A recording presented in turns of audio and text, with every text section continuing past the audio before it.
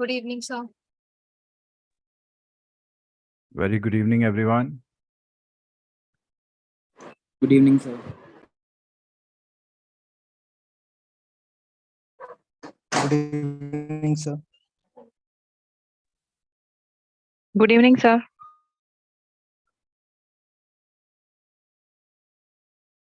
Very good evening, students.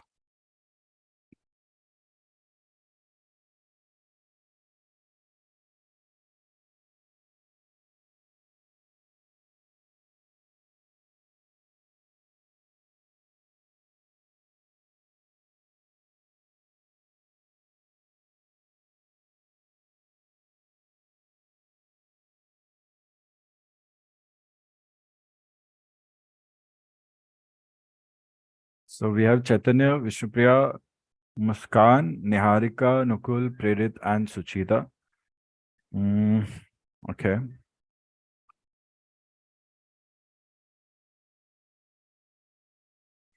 All right, students. I hope your prep is going well. I'm not getting any conscious updates from anyone these days. So I'm thinking you all are going well, is my assumption.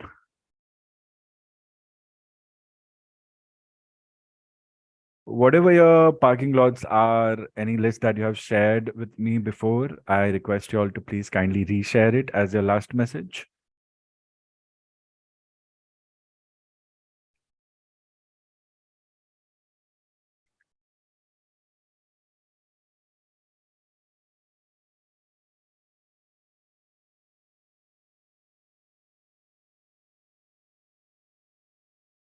I want you all to recall primary radar. Today we are going to talk about secondary surveillance radar. By the looks of it, secondary surveillance radar could be a very complicated topic. Is it really that complicated? Probably when you study it for the first time. I have tried my best to, convert the topic in a language that we all can easily understand. But I'm sure some of you all will still have some doubts. In case you happen to have some doubts, I would suggest that you do a read from the text and see whether it makes sense. There are certain things about secondary surveillance radar that we will just be describing in couple words. You won't be given much in-depth knowledge about it. What is it? It is how the transmission, how the radiated signal looks like. But this information that you're going to be given is enough for ATPL students as well. So I would want you all to have an open understanding, an open mind towards understanding and knowing that, okay, these are key points, making our job simple, but essential points for us to keep a note of and to learn. If you keep your mind closed, you will not understand it. And I don't think you have enough time to spend more than the required time that you have for these new topics that you're going to learn. So please be alert. And that's all I can say.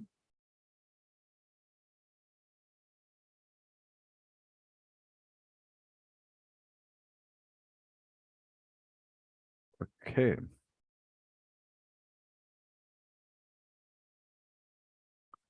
And park your doubts as they arise. And let me know. So before that, I just want to know if everybody can hear me. Likhit, Sandeep, and Karishma have joined in now. So all the students, I hope you all can hear me well. Is there any background noise from my end? Or is there any difficulty in listening? Okay. I need verbal acknowledgements if there are any, and if you have any questions, you can just raise your hand and then I'll give you a chance to speak. The rest, you can relax on the acknowledgement part today because I'm sure you all are focused enough to acknowledge. things that you miss out because you're not focused enough, I would want you to revisit the lecture. So I've kept the link open for easy access, and it's there under the playlist of K23. All right. Other lectures you have private access. I think this lecture is open. I'll keep it open for a couple days. So Rohita is not here. Not sure if she is attending. Muskan, please share. What do we say? Please share your exam thing also. What do we call that? Your parking lot, exam parking lot. The final topics list. Affirm, sir. Stand by. Victor Tango, Mike Sierra Lima. Yeah, standing by. And I think Jyotsna is not here.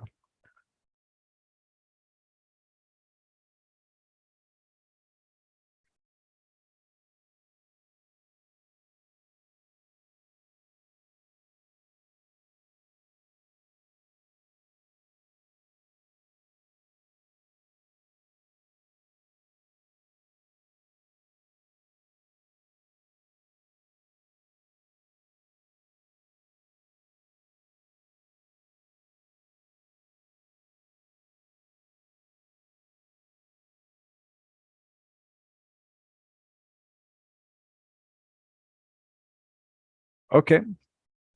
So there are three types of secondary surveillance radar.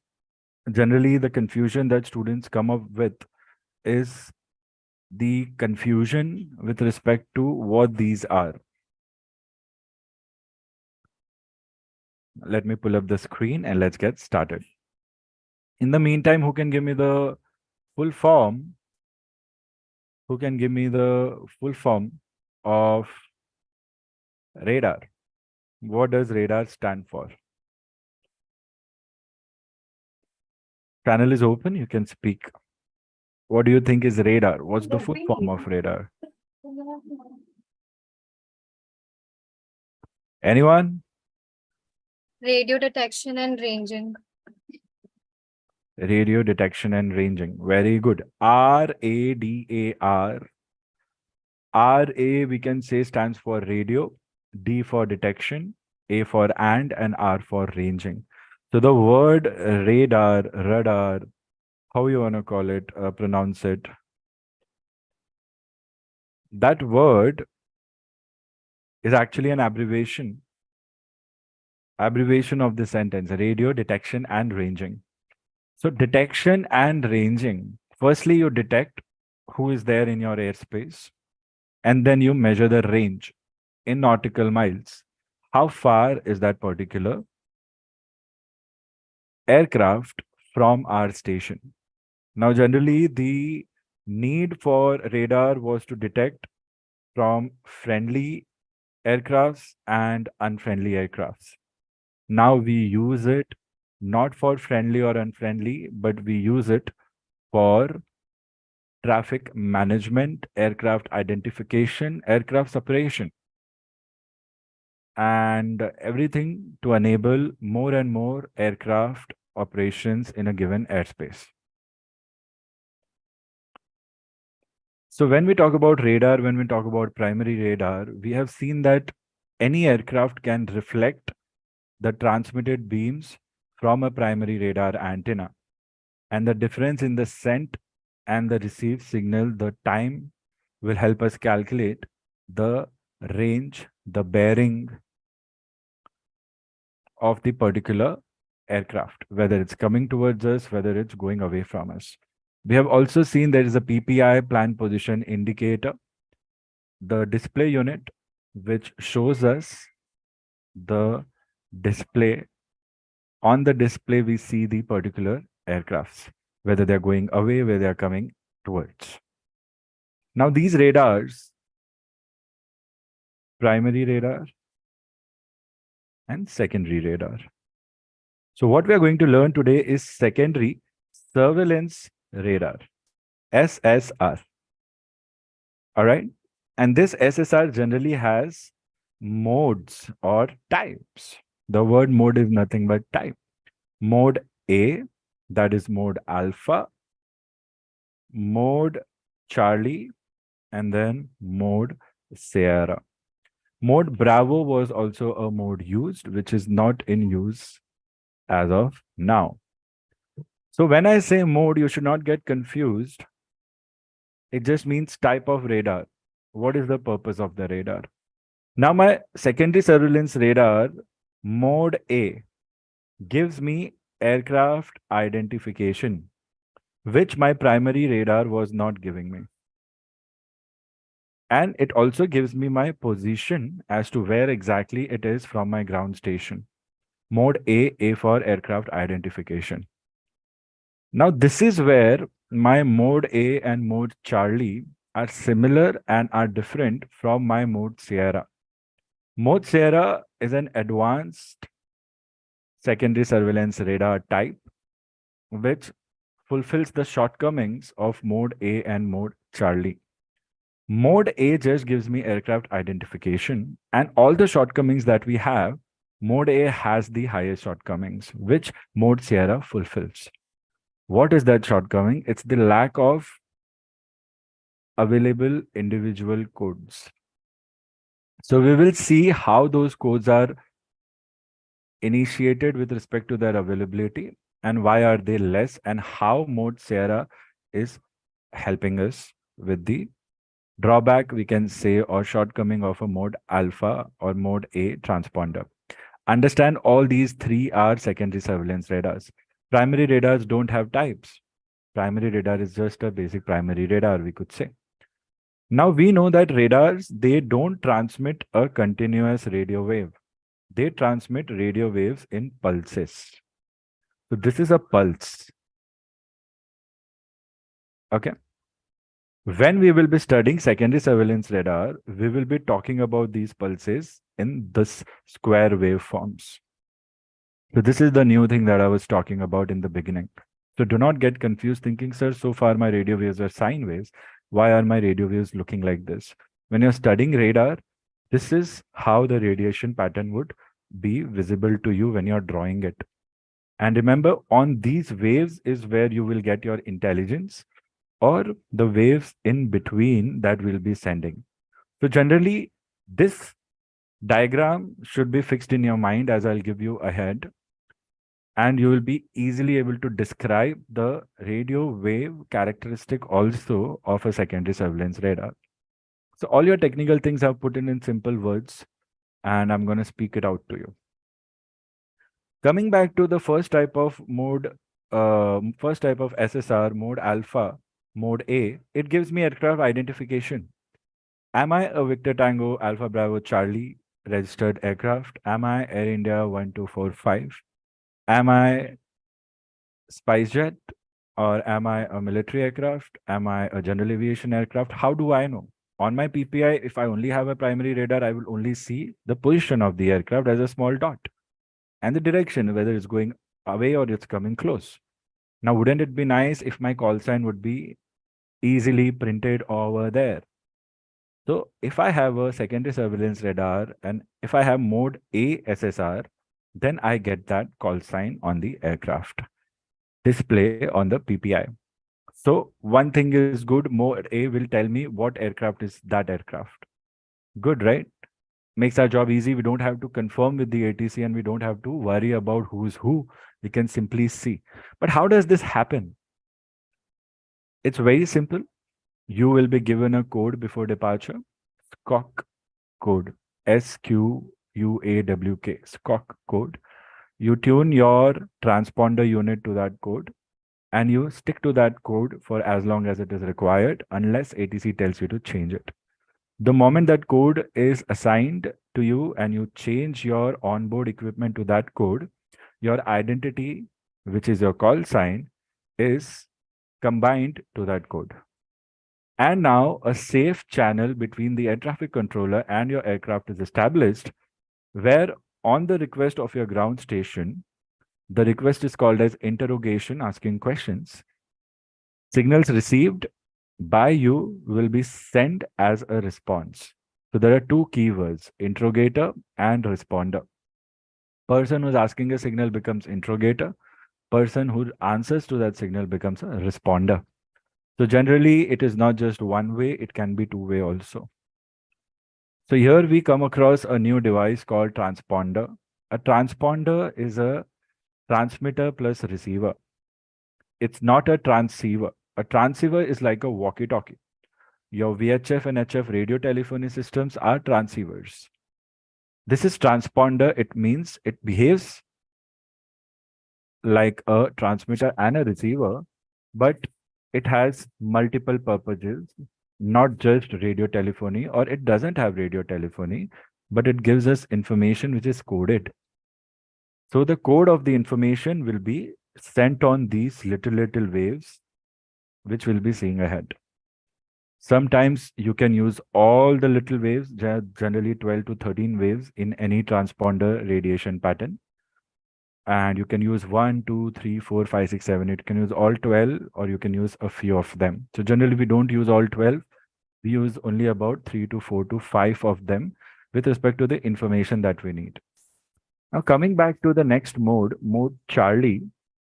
Mode Charlie is a very important and unique type of radar which gives automatic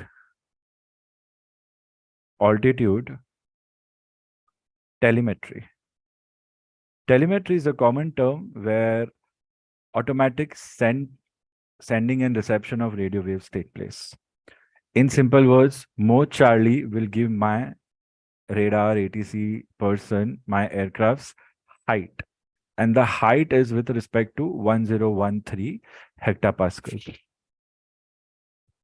So all radars, if they are Mode Charlie radars, will automatically transmit back on interrogation, provided a code is given, the altitude of the aircraft or the height of the aircraft. Both terms are valid, but that would be with respect to 1013 HPA, irrespective of the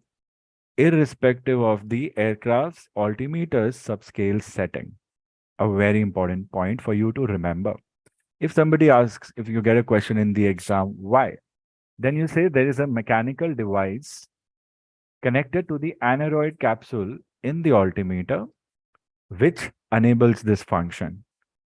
The mechanism is such that irrespective of the subscale setting, whenever Mode Charlie is activated or exists, automatic altitude reporting is sent to the air traffic controllers. The pilot has no say in that. So if you turn off your Mode Charlie, if you have a combined mode, generally all aircrafts will have Mode Alpha, Mode Charlie, combined SSR or combined radar. Having just a Mode Charlie radar will only give altimeter automatic as long as they are tuned and code is assigned.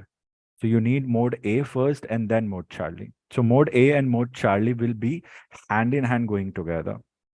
And Mode A and Mode Charlie information, the identification, that the call sign and the altitude on the screen will go along with the primary radar display. So what happens? First, my primary radar display is lodged on the PPI. On that primary radar display, the secondary Mode A information is lodged, and then the third Mode Charlie information is lodged. They all are happening hand in hand. So there is no radar that only works on SSR. There will always be a primary radar. On top of that, you will have a SSR. Together, the whole function of radar works to give you ultimate resource for essential identification of the aircraft on a busy or any aerodrome traffic zone anywhere in the sky, as long as you have that onboard transponder. So what about Mode Sierra? I have identity. I have aircraft identification. What do you think Mode Sierra will give me? Mode Sierra gives me the track of the aircraft. What is the direction of the aircraft? It can also show me turns that the aircraft has made with respect to tracks. It can also give me the ground speed of the aircraft. And altitude reported would be in flight level, of course, because 1013 hectopascals. Not just that, Mode Sierra gives me digital data link capacity between the ATC and between the aircrafts. The advantage of digital data link capacity is that it can reduce the workload of voice communications. So Mode Sierra will have Mode Alpha, Mode Charlie, and then Mode Sierra picture comes in our view. So Mode Sierra has one advantage that the code is 24-bit, 24 units. So the number of identifications or number of unique identifications that you can make are increased by quite a big margin compared to Mode Alpha.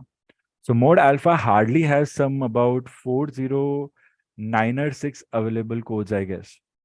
And this 409 or 6, if you compare with all the aircrafts flying up, it's not enough.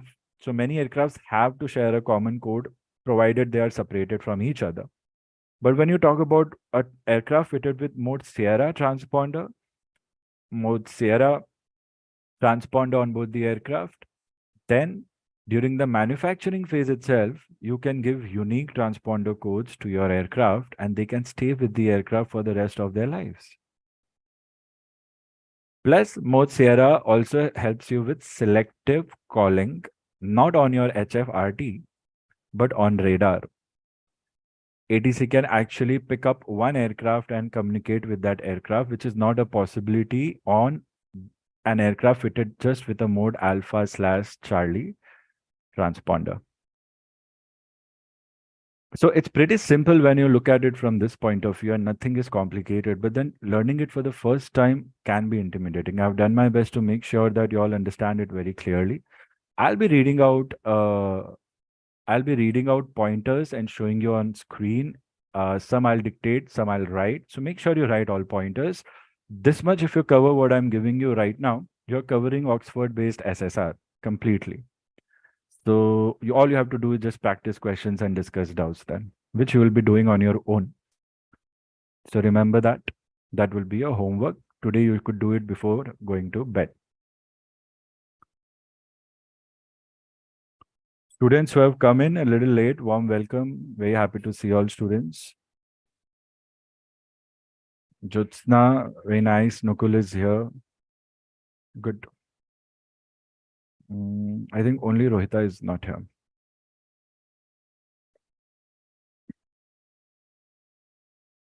There are some key elements that are frequently asked questions. Okay. So keep an eye. Nothing else. Let's start with primary radar and secondary surveillance radar, a brief description. So my primary radar relies on what?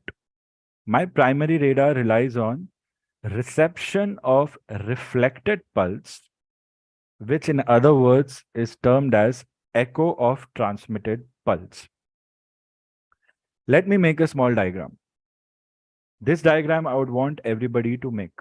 This diagram is the diagram of operation. Okay. Let's make an ATC tower. On this ATC tower, let's make a hyperbolic antenna, a big hyperbolic antenna. Okay, this. On top of this, we make a small hyperbolic antenna. This. All right. Now this here, the big hyperbolic antenna is my primary radar antenna. All right. And the one on the top is my SSR ground antenna, or I can also call it as SSR ground transmitter antenna or SSR ground antenna. Remember, every airport that you see a big antenna revolving. On top of that, there's a smaller one. The smaller one is SSR, the bigger one is primary radar. Both work hand in hand. There are no separate displays. Whatever display you have with the ATC is a combined display of the output of primary radar plus secondary surveillance radar. Okay. Now this radar, the radiation pattern, let's focus on SSR. The radiation pattern of my SSR is a narrow beam in a horizontal plane. The beam is narrow and it is traveling horizontally, like parallel to the earth, you could say, or a little at angle so that it could be reached, it could be sent to any aircraft in sky. So the radiation pattern here is a narrow beam in horizontal plane. You might get a lot of questions telling you wide beam vertical plane, wide beam horizontal plane, narrow beam vertical plane, narrow beam horizontal plane. For the student who has read it but not understood, it'll be tricky to answer, but not for you all.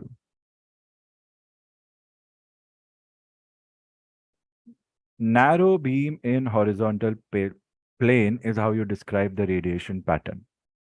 All right, for your SSR. Okay.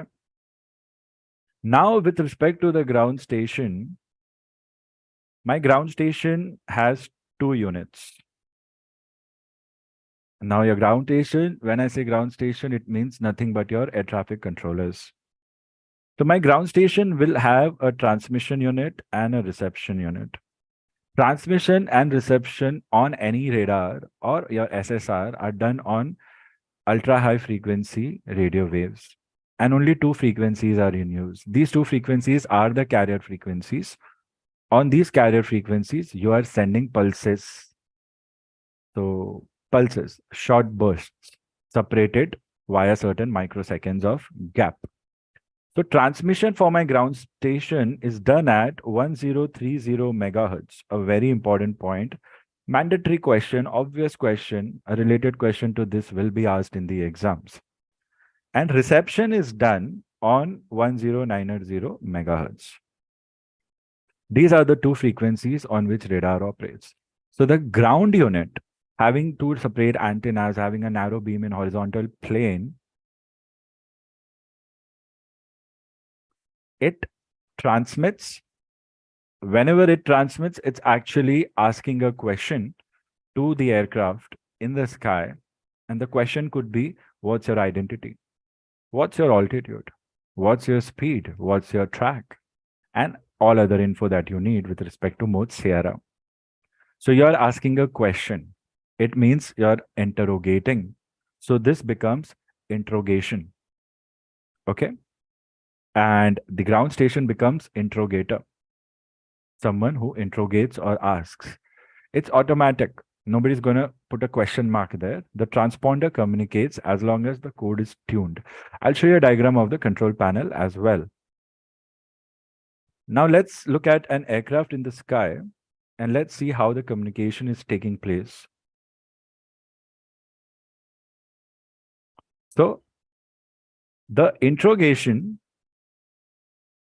goes to the aircraft in pulses on a frequency 1030 megahertz, and reception comes from the aircraft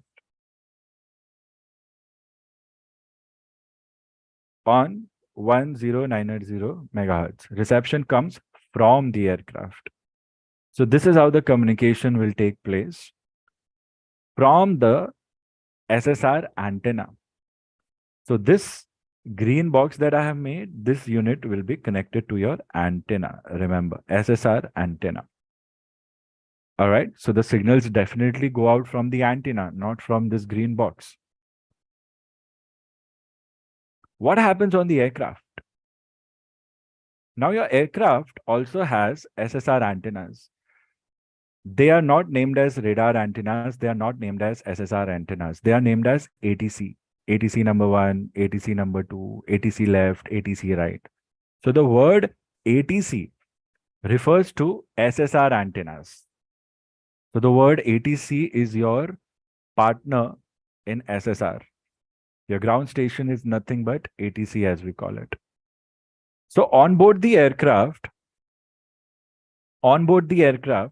the antenna that I have is generally a fin type antenna, a small fin type antenna. And the fin looks like the vertical stabilizer of the aircraft like this. And it's generally painted yellow. And it's very small. It's very small. And such fins you will have on the top, on the left, on the right, and you'll have it on the bottom also, left and right. In total, any aircraft fitted with an SSR will have 4 antennas. 2 on the top, 2 on the bottom, left, right, left, right. Okay. They are named as ATC. ATC left, right, top, ATC left, right, bottom. Why do you think we have such antennas placed? So that reception is perfect. So that no matter what part of the narrow beam hits the aircraft, an antenna is there to receive, because the ground station is sending at narrow beams. So how about SSR antenna? What is the radiation pattern of this SSR antenna? The radiation pattern of the SSR antenna is an omnidirectional radiation pattern. It is circular around the aircraft. So when I have this little antenna, a little antenna here, a little antenna here, left, right, okay? Like you can only see one from one point of view.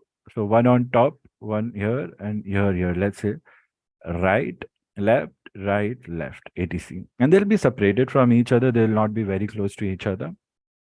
So what happens on board the aircraft? On board the aircraft, my reception is done on which frequency? 1030 megahertz. The frequency on which the ground station interrogates is the frequency on which the aircraft receives.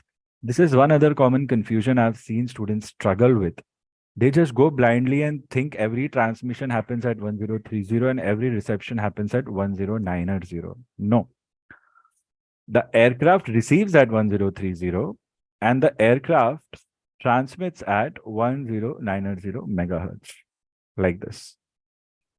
So I can say that this is how the aircraft is received, and now this is from where the aircraft has sent the signal, where my reception, my transponder, RX-TX in total makes my transponder. So this whole block is my transponder, XPDR, short code. So remember, the operation is such that the ground station transmits at 1030 megahertz, a narrow beam in horizontal plane, interrogates on that frequency. On board the aircraft, the transponder receives on this frequency a question, an interrogation, and then it responds to the interrogation on a frequency 1090 megahertz. That signal sent by the aircraft transponder is received by the ground station on 1090 megahertz, because we are sending on 190, so we'll receive on 190, 1090. If we are sending on 1030, we'll receive on 1030. So this is the basic function, how your aircraft transponder works. Now there is a display. Of course, the display you must have seen, it's almost green in color. Okay. On the display, your aircraft could be a 5-pointed star like this, anywhere, and it will have some information. So I'll give you an example. Okay.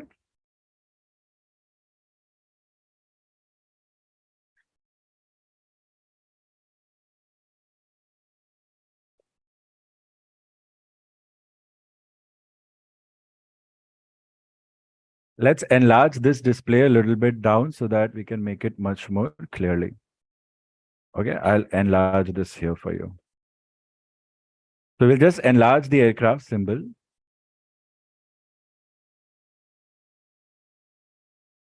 And you will get small, like this. Then you will have information. The sequence of the information is standard so that you can easily pinpoint what is given where. Okay. So this is what you will see for every aircraft if you're fitted with a mode Sierra transponder. Okay. Mode Sierra, which will have mode Alpha and Charlie as well. So on the display, what are these different things that I'm getting? This can easily give you an answer as to what is the available data from a mode Sierra transponder. So the first one is aircraft call sign, which is nothing but your aircraft flight number. This one here is the last 2 digit of your destination. So these are your location designators, 4 digit ICAO location designators that you have learned in RT or that you have learned in regulations with respect to flight plan. This one here is your height, which you get from your mode Sierra, mode Charlie. Flight level 65, that is 6,500 feet. This here is your aircraft speed in knots. So this aircraft is flying at 150 knots. The star that you see is the aircraft's actual position or the relative bearing of the aircraft with respect to the ground station. Actual position of the aircraft position. And this here is the aircraft track. So you see how much information you get from a mode Sierra SSR 1, 2, 3, 4, 5, 6. 1, 2, 3, 4, 5, 6, 7. In fact, aircraft position as well, destination as well, aircraft track as well. So this is what the air traffic controller will see on the screen, PPI. And all the data will keep moving as and how the aircraft is going. Future advancements are being made where aircraft's future, like in real time, future maneuvers can also be predicted to prevent any mishaps and just to increase the effectivity of your traffic flow management. So mode Sierra is still being developed because it gives us a lot of data that we can carry. Now let's talk about the control panel. The control panel is a pretty simple control panel. You will see a lot of different control panels. This is a unique independent control panel. You have a power knob. You have approximately 5 functions here of, then you have standby, then you have on, then you have alt, that you can simply put it to altimeter only. Okay. Then there is test. There is one important button known as ident. When you press this ident button, your aircraft position symbol, this little symbol here, this one, it enlarges for about 20 seconds or 20 microseconds. And that's when the ATC finds it very easy to spot your aircraft on the radar screen. So the ident button is very peculiar and you only only press it when ATC asks you on RT or digitally scock ident. So whenever you are asked scock ident, you press this and your symbol enlarges on the screen for the ATC to easily see you amidst a crowded airspace, we can say. With respect to code selection, mode alpha, mode Charlie are what the codes are about, and the limitation is there. Here you have rotary knobs to change numbers for every screen, and you can set your codes here like this, the code that ATC will assign you. Modern day aircrafts, Boeing 737, Airbus 320, 321, they have control display units, CDUs with digital keypads, like a small computer screen there, where you could actually use the keypad and set your codes also. So this is how a normal aircraft radar equipment control panel looks like.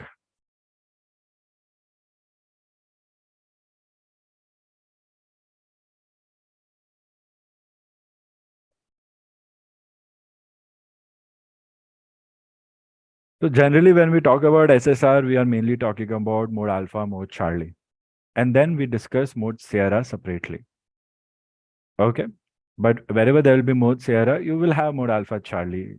And they all will be compatible, or they have to be compatible. Otherwise, it's not going to work. This that I have made here is ATC radar display. Okay.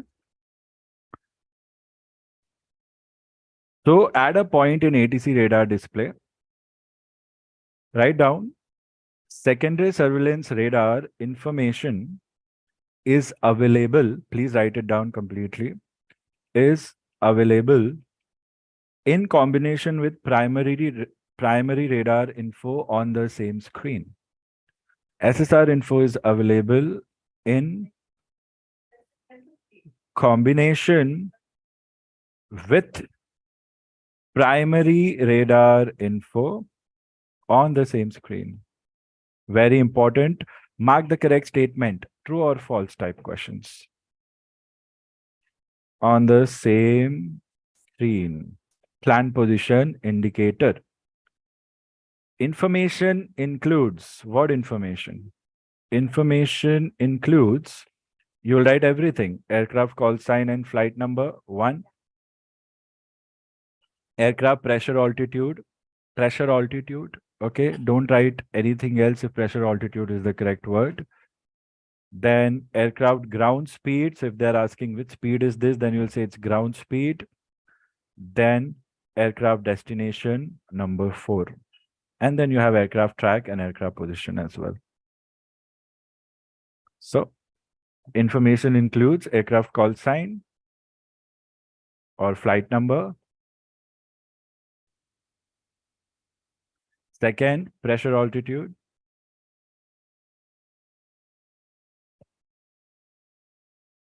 FL. Third, ground speed.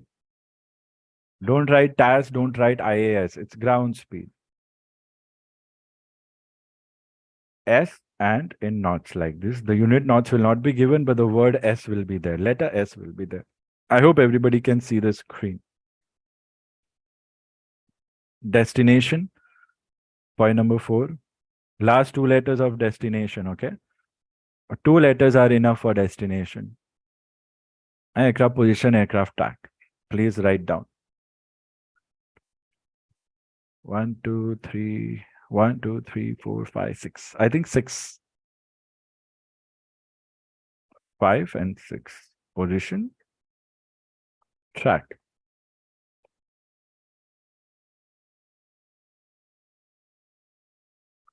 Control panel is easy. Remember Scock ident. What happens? It enlarges the display. I will give you a write-up. I'll give you a write-up on the working. Make sure your diagrams are clean and make your job easy.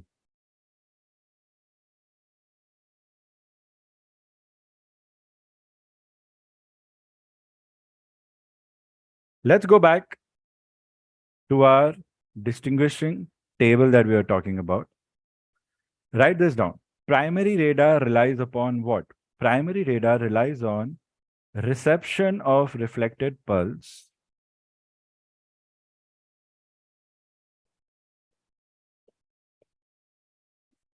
that is echo of transmitted pulse. Read this carefully. You know now exams are nothing but wordplay. Both are the same answers. It could be one of the 2 things. Mark the correct statements in your exams. Echo of transmitted pulse. Whatever pulse you have transmitted, it's echo or reception of the reflected pulse. The pulse that we have sent has been reflected, and if we receive it, that's what we are depending upon. When I talk about SSR, what does SSR rely upon? I'll say my secondary surveillance radar relies upon reception of pulses transmitted by the target. When you say target, it means identification is certain. That's the difference between primary radar and secondary surveillance radar. It relies on receiving the pulses transmitted by the target. See, it's just a twisted language to say that whatever signal aircraft is sending, which aircraft? The one whom we have interrogated a question. So that is a target. We are targeting that aircraft, we're sending a signal to that aircraft, and now we are getting a signal back from that aircraft. Reception of that signal in pulses, short bursts of pulses, not a continuous signal.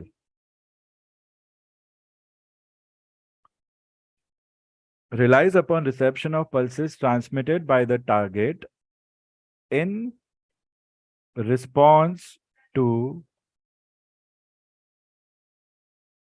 interrogation pulses. Read it carefully, a very simple statement. You should not get these questions wrong in the exam, please. 1 mark is important. Any student stuck at between 60 and 70, know this, you are there because of your silly mistakes. Know that it's there because you're not trying hard enough to read and not hard enough to understand the question. I'm telling you, it's straightforward, students. You need to be very careful. So your DME and your SSR are what work on this principle. Your DME is nothing but just like your secondary surveillance radar. If anybody tells you what is the purpose of radar, any radar, primary or secondary, in simple words, so you will say both radar are used to track progress of aircraft. Simple words. A radar is used to track progress of my aircraft.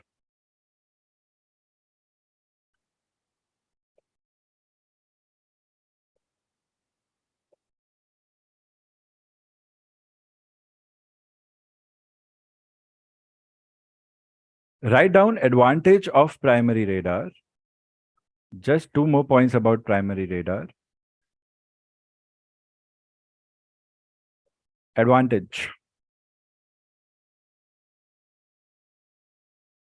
Please, this is important for your mark the correct statements type questions.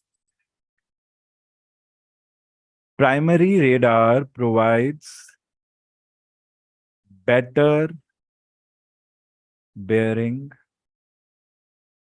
and range than SSR. It is true. Please don't think otherwise. That's why we are using primary radar for bearing and range. Over and above, we use secondary for all other information that we need. Just our secondary radar will not give us accurate range or bearing. Simple way to understand is the size of the antenna of PR. The larger the antenna in a radar, the better will be reception. And SSR is smaller. So we need tuning with SSR. That's why the codes.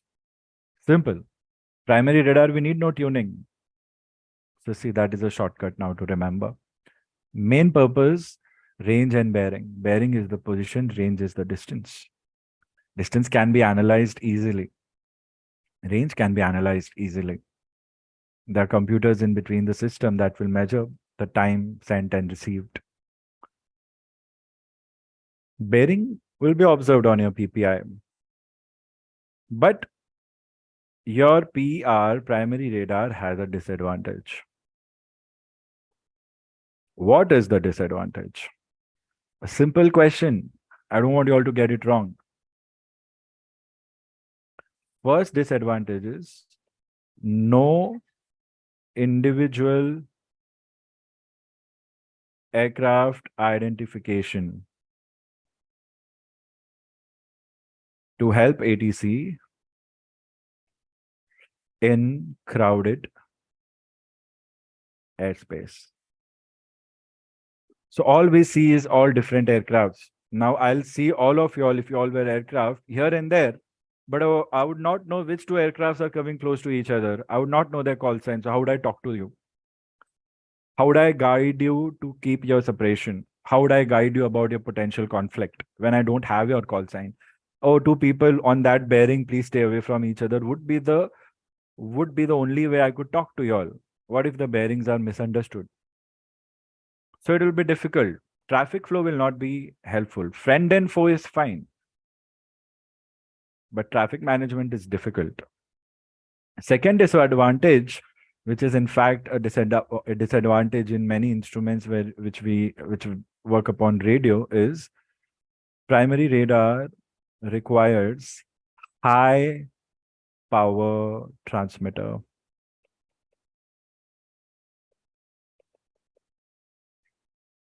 For why? Because the signal has to come back as well. For two-way journey of single pulses. So already a pulse will be so weak, the pulse going at 1030 and coming at 1090. And that too, if my power is not enough, then the signal might fade away completely, like be gone. So the more power, the better would be your sending and reception of your signal. So wherever you see more power, the size, the weight becomes a baggage. And anything in aircraft is required to be lighter in comparison. So these are the disadvantages. We will write the advantages in the notes that I give you ahead. So make sure if you want, you can write it as a comparison or you can write it in sequence. So I'm gonna give you a short write-up on SSR. Please write it and relate it with the diagram and with the explanation that I've given you. I'll give you a couple of minutes to think when you're writing it. Write it, study it right now. Don't just think of it as a lecture. Think of it as a study session. Same things repeated again and again. Same thing that I have replied. I just want you all to make sure you write it. Students who are not writing it can leave the session, okay? So if you don't write it and if you just listen carelessly and later on I realize you have doubts and then say, where are your notes? And you'll say, sir, I didn't write it. Then you don't talk to me that time, please. Okay?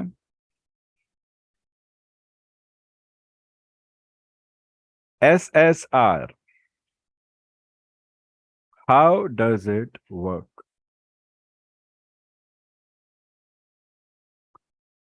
Write down first point. Uses UHF series of pulses, ultra high frequency series of pulses on carrier frequency of 1030 megahertz and 1090 megahertz. Uses UHF series of pulses on carrier wave frequencies of 1030 megahertz and 1090 megahertz. Series of pulses on carrier wave frequency 1030 megahertz and 1090 megahertz. Remember, NAV exam is just word play to confuse you.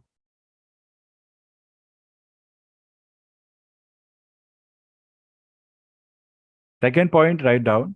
Primary radar, okay, underline.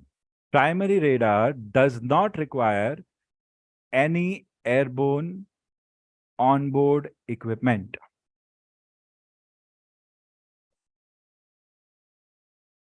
I'm just helping you write it. I'm not going to write everything to save time. PR does not require onboard equipment. If you're talking about PR, okay, don't by mistake write SSR over here. Write down third point. SSR requires aircraft to be fitted with an equipment called transponder, which is a combined transmitter receiver unit. So you can write it in short now because it's the same information, but you need to write it, otherwise you'll forget it. SSR requires aircraft to be fitted with an equipment called transponder. Requires transponder on aircraft. What is transponder? It's a combined transmitter receiver unit. but not for voice communications. The one that you use for voice communications is called transceiver. This is a transponder. And no, it's not transformers. It's going to release students thinking about transformers. Now, the fourth point onwards, you have the key points starting. When fitted with secondary surveillance radar,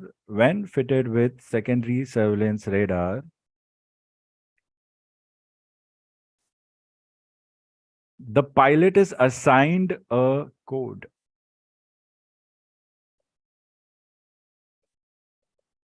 Or you can write referring yourself also instead of pilot. Like when my aircraft will be fitted with SSR, I will be assigned a code. Like you. Okay. I'll be the ATC. So I'll assign you the code. So when fitted with SSR, the pilot is assigned a code, usually with a phrase, cock code, dash, dash, dash, dash, 4-digit code. The pilot is assigned with a code.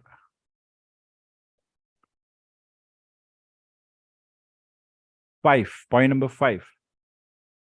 This, okay, it's just point number 4 only. Continue with the code only. Point number 4.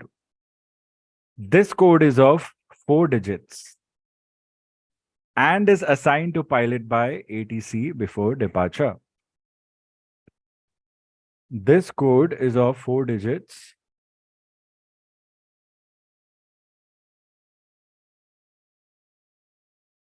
assigned by ATC. Very important point. They can give you options with respect to multiple names instead of ATC. Assigned by ATC before departure. Very important. Okay. Next point you will write, point number 4 only. The pilot can set the transponder. Use short codes, okay, for transponder XPDR. The pilot can set the transponder to that code using a dial pad, or with the interface that we have seen, it could be rotary knobs also. So here we are talking with respect to a sophisticated aircraft where we have control display units, CDUs as we call them. The pilot can set the transponder to that code using a dial pad, and a connection is established between ATC and aircraft. Remember these keywords, okay? So the moment you set the code on your user interface or your control panel, a connection is established between the ATC and aircraft, where ATC is, you're understanding when I'm dictating and when I'm explaining, right, students? Yes, no? Affirm. Victor Tango Mike Sierra Lima. Yes, sir. Good. Where ATC is constantly receiving information from aircraft, underline constantly, okay? Where ATC is constantly receiving information from aircraft, giving information as per the mode or type of SSR used. Very important point.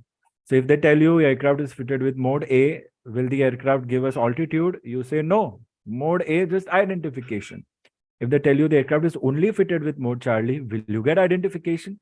No, I'll only get pressure altitude. So such should be your answers to simple questions.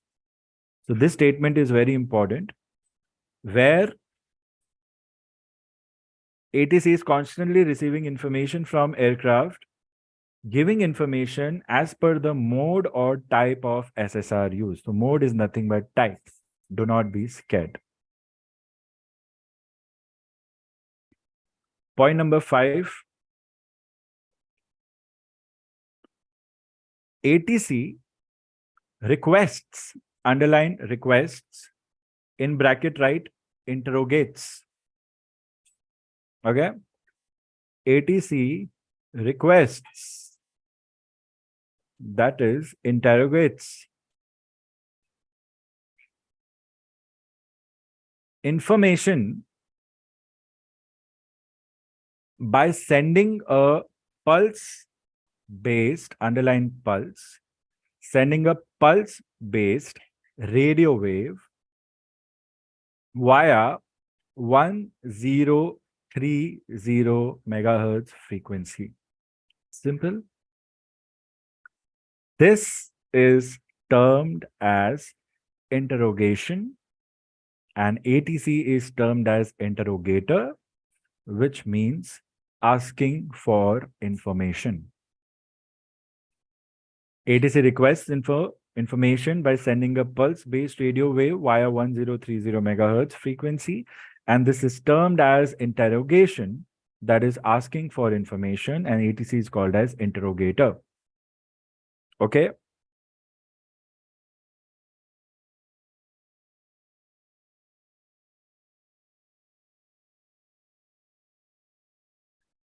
Point number 6. Aircraft receives the request or the interrogation. We can say the aircraft receives the request or the interrogation and responds, underline response, by sending. So the statement is aircraft receives the request and responds by sending information back to ATC via 1090 megahertz frequency. This also will be pulse-based radio wave, students. This is termed as response, that is giving info, and the aircraft will be termed as responder. Common sense, right? Everything explained is just repetition happening. Point number 7, you will write. If anybody wants a read back, feel free to ask, okay? Read back is fine, all right? Anybody who's thinking, oh, I'll rewatch this lecture and do it again, sir, it's too fast. And if you have your exams, I don't mind you doing that as a final revision. You do that after doing a quick read from the text also. It will be like triple the revision, so you will get the best out of it. Like simple. You'll never forget SSR for the rest of your lives. ATC, right, point number 7. ATC ground-based radar unit, which is a transponder, which is called as a interrogator and responder, because it will also interrogate, it can also respond. Okay. The response feature is more prominent in mode Sierra. So ATC ground-based radar unit transponder transmits at 1030 megahertz and receives at 1090 megahertz. So ATC ground radar unit transponder transmits at 1030 megahertz and receives at 1090 megahertz. Simple. It's there in the diagram also. Point number 8, aircraft airborne transponder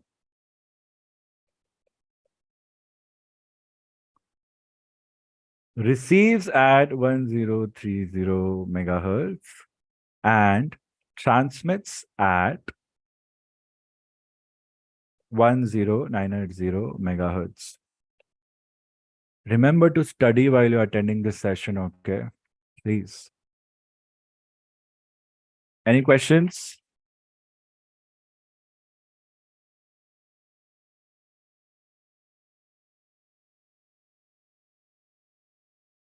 Let's talk about working. This is also working only, but let's go a little bit, let's go in depth. Okay. This is where I want you all to keep an open mind and just listen to what I'm saying and remember it the way I'm saying. That will be more than enough. All right. Because you don't have to learn anything beyond the scope of this.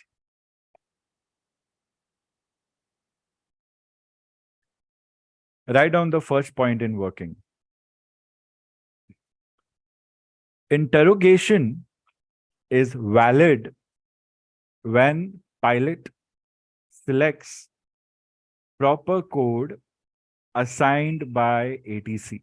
Please write this statement.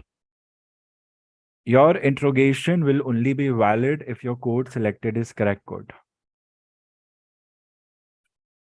So how do you do that? You do that by giving a readback of the code. A very important thing.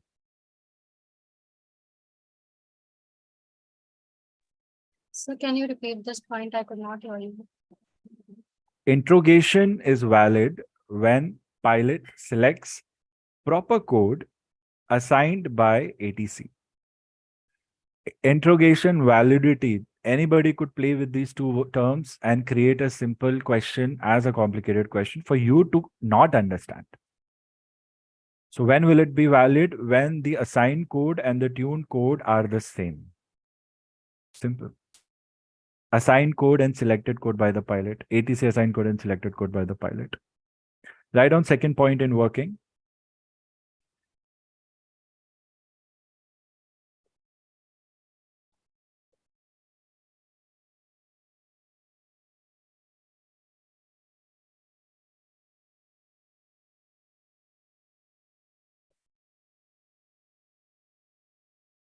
Second point, on interrogation. Now this is where the key elements will start. I'll give you one points and I'll simply show you the diagram and we'll make our job much more easier to understand this. Okay. So please be careful. It's not difficult, but it's something very new. So something that is new is generally intimidating. On interrogation, aircraft transponder replies by transmitting to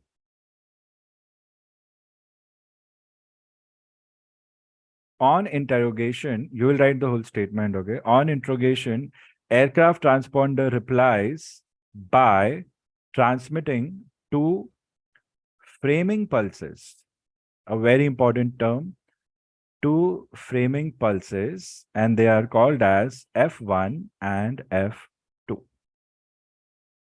Now consider these framing pulses as the two extremes of your signal.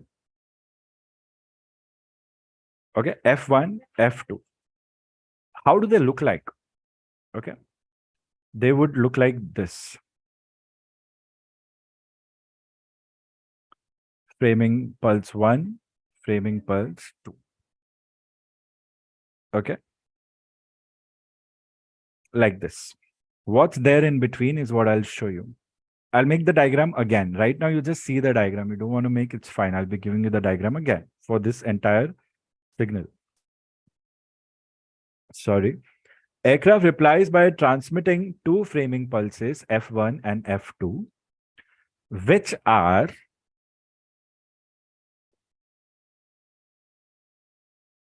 (20.3 microseconds apart. So the difference of time between them is 20.3 microseconds. This number is very important. Okay. Write down the third point. Between these two framing pulses,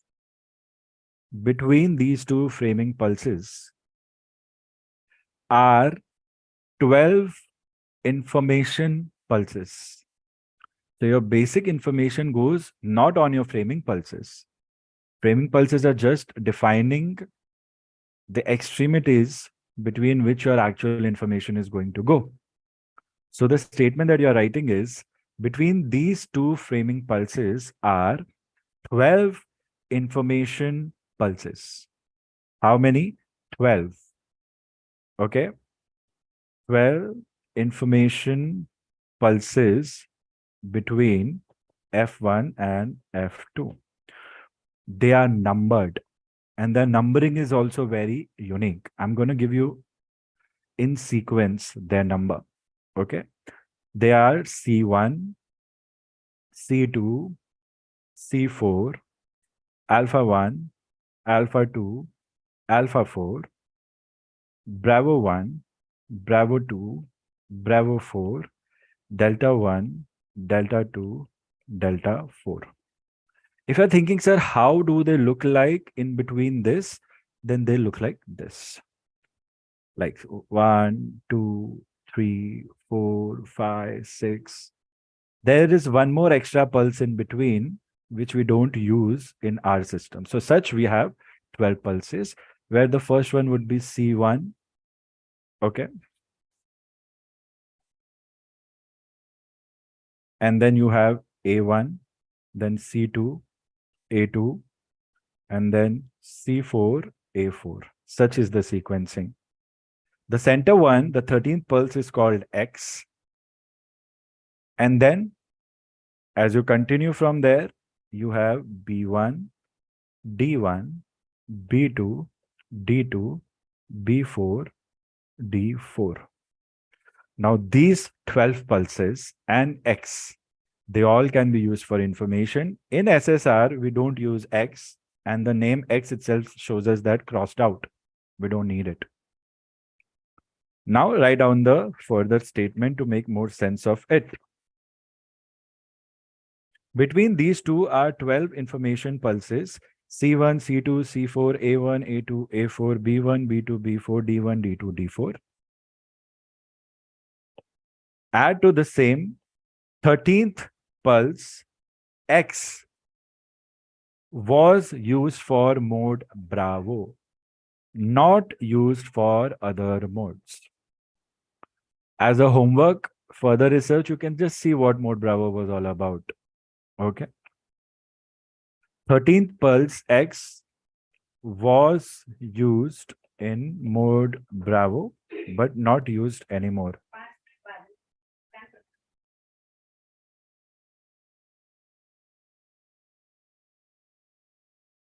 Not in other modes. So this becomes an important point as mark the correct statement also. Just give me a second.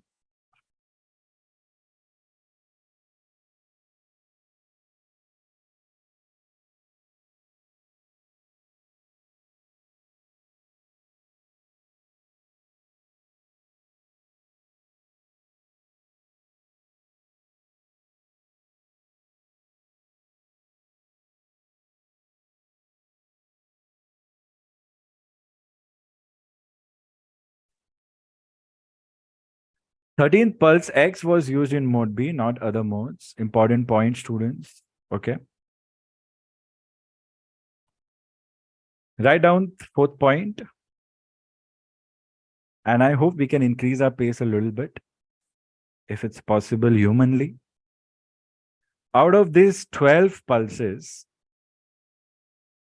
each might be transmitted or not.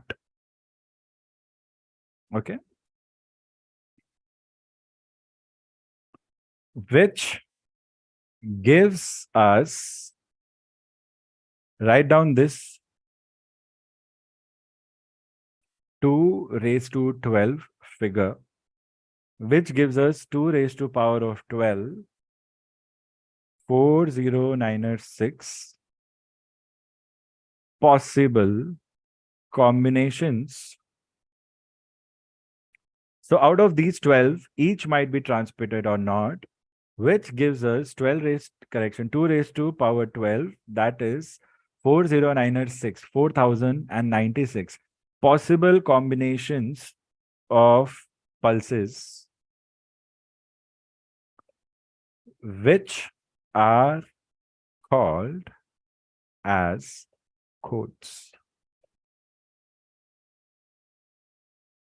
So the number, the limitation of mode alpha, mode Charlie, that's mode alpha, why Charlie? Charlie just altitude, is that only 4096 possible codes are available.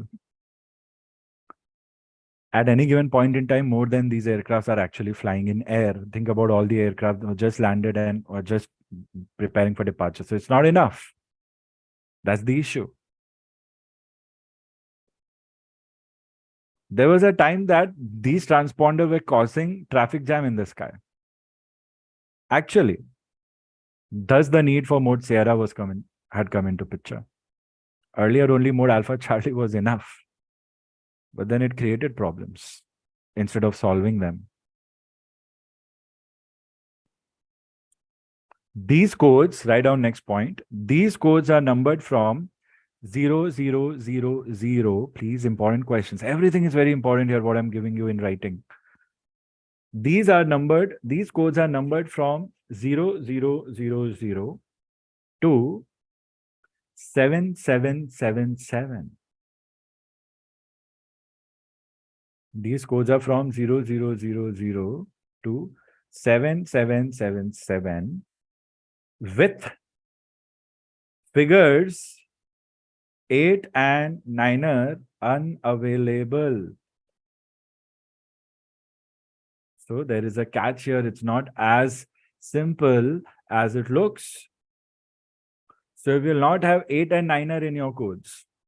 So if you get a question, say identify the correct code, your code should be anywhere between 000 to 7777 without 8 or 9 are in it.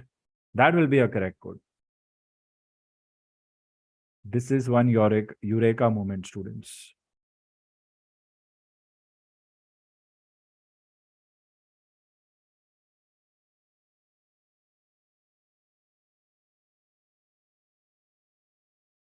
Write down an important point. Note one extra special position identifier pulse, SPI. Very important, okay? One extra special position identifier pulse, SPI, is transmitted whenever ident is pressed on the control panel.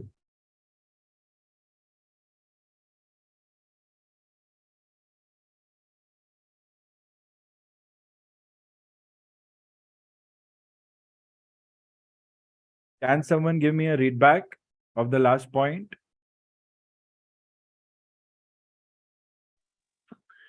One extra special position identifier, that is SPI pulse, is transmitted whenever ident is pressed on the control panel.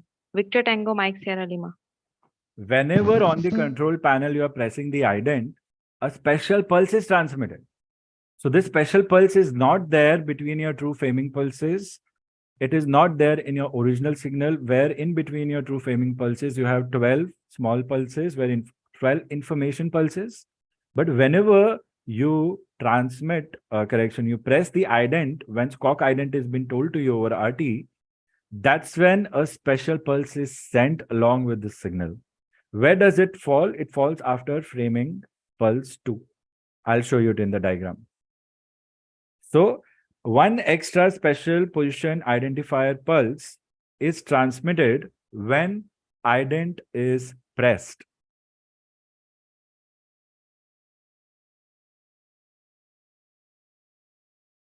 Continue writing. Ident is usually on ATC request. Ident is usually on ATC request to give a distinct, underline these words, distinct, comma, enlarged, underline enlarged. Ident is usually on ATC request to give a distinct, enlarged display of aircraft's position on the radar screen,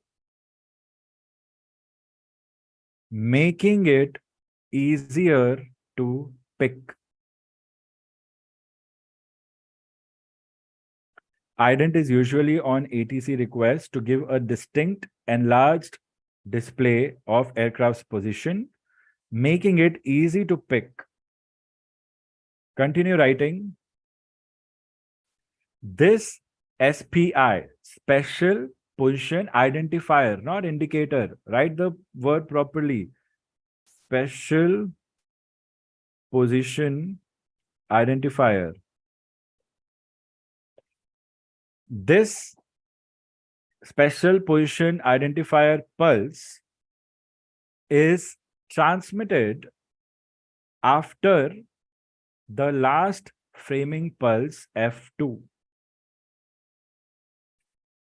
and is transmitted continuously for about 20 seconds. This SPI pulse is transmitted after last framing pulse F2 and is continuously transmitted for about 20 seconds. 20 seconds, not microseconds, 20 seconds. Last point you'll write. Controller requests for this from the pilot by using the phrases squawk ident. Again, this is a very important question.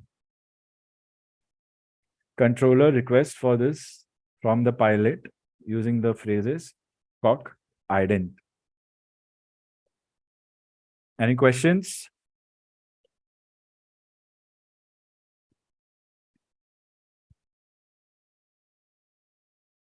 So this is an aircraft's reply, okay? We are talking about aircraft's reply and not the transmitted signal from the interrogator. Remember that. So make this diagram.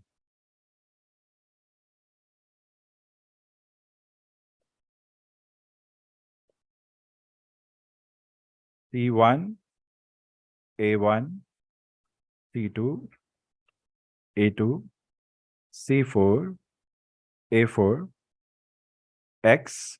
You have to make the X as well. We are not using it, but it goes. Then B1, D1, B2, D2, B4, D4. And then framing pulse 2. And whenever ident is pressed, special position identifier like this. So you can write framing pulse 1, F1, framing pulse 2, F2. C1 is what it starts with, not A1. C1, A1, C2, A2, C4, A4, X, B1, D1, B2, D2, B4, D4. And this is your special position identifier.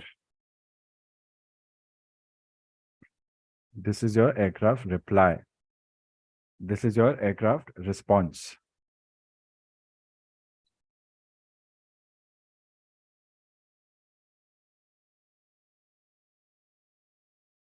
Any questions? Give me a second, okay? Think about it. Any questions?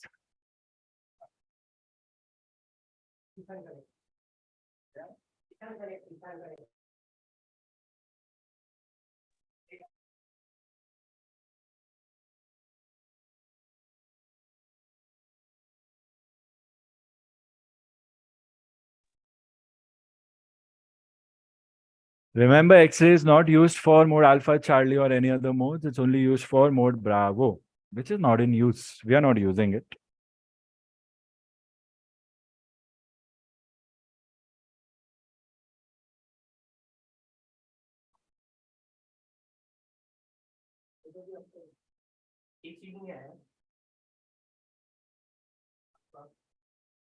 If you have any questions.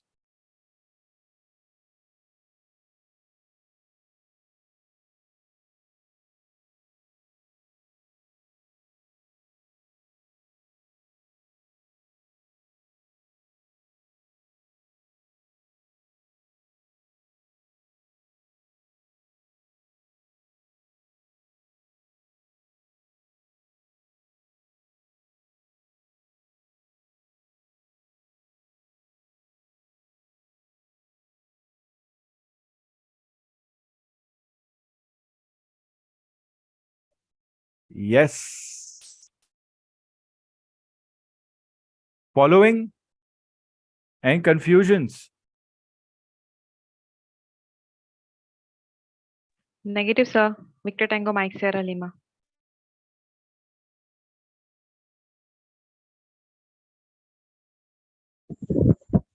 Yes, sir. Understood, everyone? Easy, right? We have made it easy. It's not that easy to make it so easy. So please make the most of it and don't miss out on the things that we are covering, please. That's my only request, an honest request. I have seen these students that you're making mistakes by not focusing on what I'm teaching you, and then you're just, creating a scene out of it.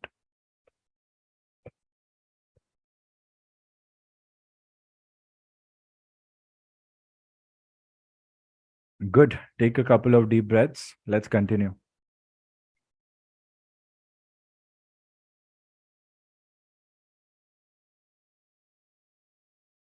Go through everything that you have written. Send me your notes quickly, everyone. Let me see what you have done so far. When I say everyone, I should not be taking out your name again. I want 12 messages on my screen in a span of 30 seconds or less on my hand, right?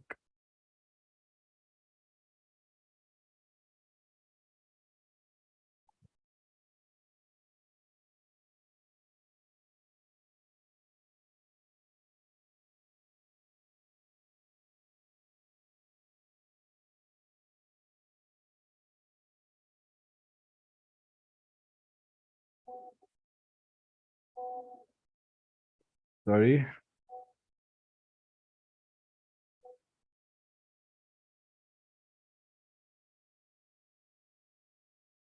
Nukul, Prerit, Jyotsna, Roger, Muskan, Roger. 4 आ गए सिर्फ, बाकी लोग के नहीं आए हम. Gulshan, Roger.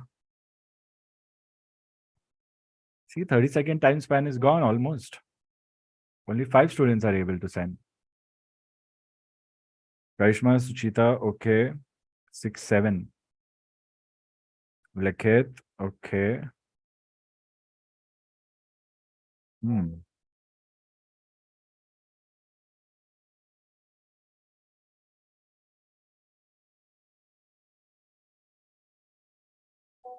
Lekhet, back to studies. Like, it's not like you are not studying, but back to live sessions. Nice.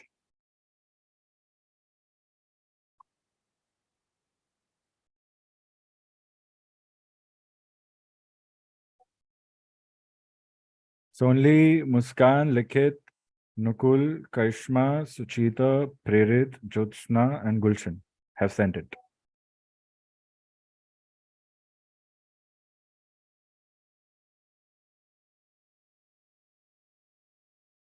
Vishnupriya, you have not sent it. Niharika, Sandeep, you have not sent it. Karishma has sent it, right? Yeah. And Chaitanya has not sent it. Karishma, are you using 2 accounts? I didn't realize. Yeah, no, just 1. Vishnupriya, please send. Sandeep, please send. What's happening? Niharika, what's happening? So 1, 2, 3, 4, 5, 6, 7, 8, 9. 3 more left. Vishnupriya, Sandeep, and Chaitanya. 3 more left.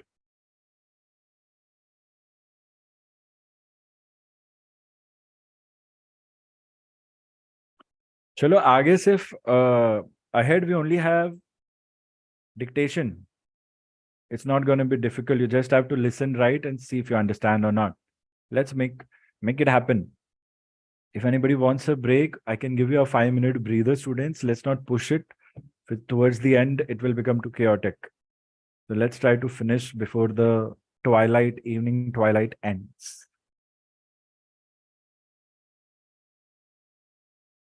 And if you're not willing to send me a note, just let me know so that I don't wait. Students who have not sent it.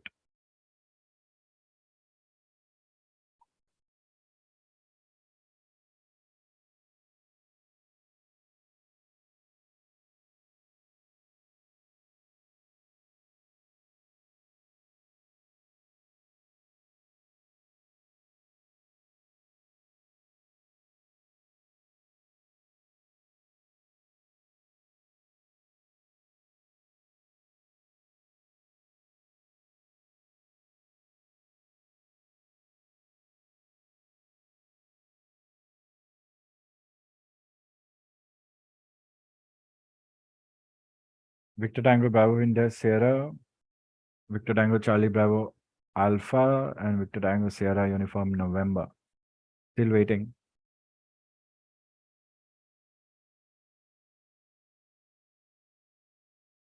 Chaitanya, you're Charlie Bravo Alpha, right?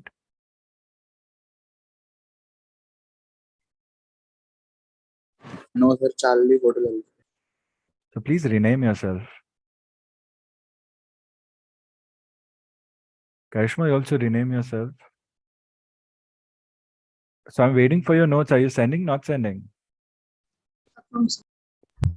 Not Karishma, not you. You have sent it. Bravo India Sierra, Sierra Uniform November, and Charlie Hotel Alpha. Yes, no? Sandeep, are you there? Yes, sir. 2 minutes. Chaitanya, 30 second का 2 minute already हो गया. Sir मेरा phone दूसरे कमरे में था sir, वो मिल नहीं रहा था. चैतन्य बस यार, ठीक है, रहने दो, आप रहने दो. आपको नहीं भेजना तो मत भेजो. भेज दिए सर. कोई बात नहीं, हमेशा ऐसा करते हो आप. हमेशा हमेशा सब लेट ही करते हो. रियल टाइम में जब बात हो रही है तब हमेशा. I am expecting a change in behaviour which you are not showing. पता है क्लास है, कल रात को से आपको भेज दिया है सेशन का, फिर भी आप मेरे को टेक्निकल इश्यूज दे रहे हो. Sandeep is not even responding. And Vishnupriya, please at least respond.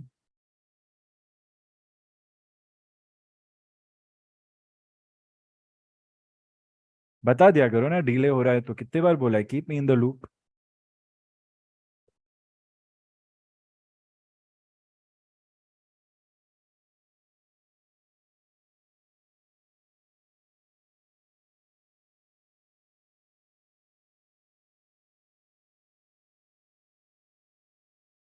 See, if you have not written it, if you have not made it, it's fine. Just let me know, students. I'm waiting. Ah.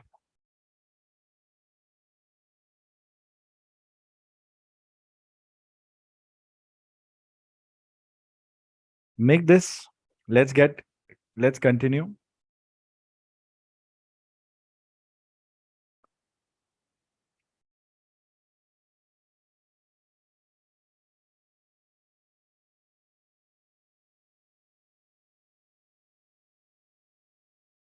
So Chaitanya, what are the types of SSR?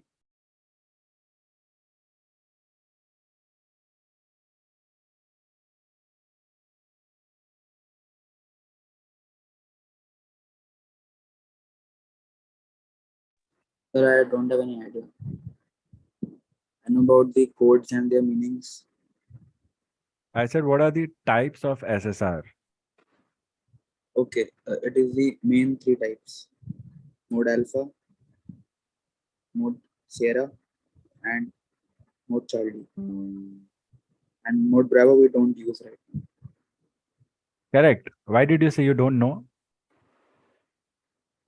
Sir, I thought you asked something else. Then I. Why did you think I asked something else?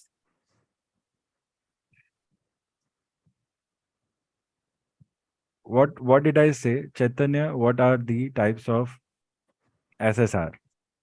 You heard that, right? Yes, So why sir. did you think I asked you something else?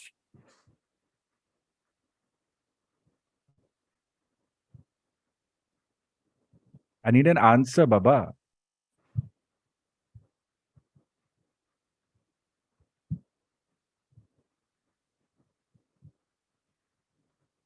I think I misheard something.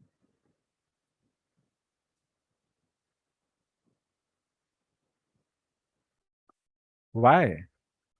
Is there background noise from my side? Is this headset not clear?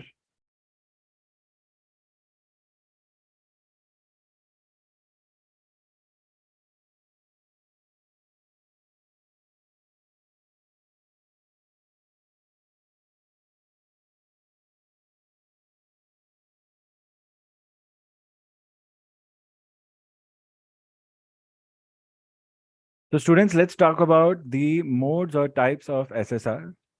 Okay. A very simple way to see this. and just make this and then just write down the notes. Okay, we have to finish this, please. आज ये कर लेंगे ना तो कल हम लोग बाकी टॉपिक्स पे कर सकते हैं ना.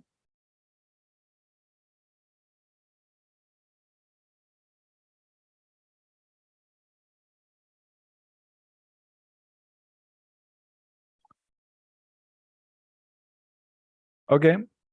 So what are the types or modes of SSR? Like Chaitanya said, of course, there are 3 types. We have seen it the first thing in the lecture. Like the first thing that we saw was here. See, what are the types? Mode alpha, mode Charlie, mode Sierra. And good presence of mind, Chaitanya, to say that, sir, mode Bravo is also there, something that we don't use. So yeah, very good. If you have to go ahead,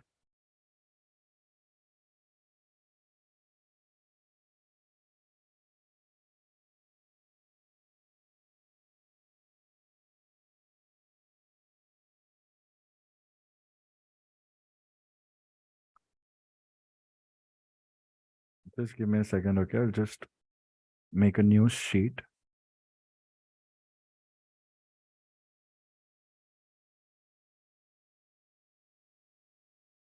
In case a PDF has to be shared, then it should be clear. Let's start from here. Sir, it's lecture 11. Modes, type of SSR. Okay, modes and types of SSR.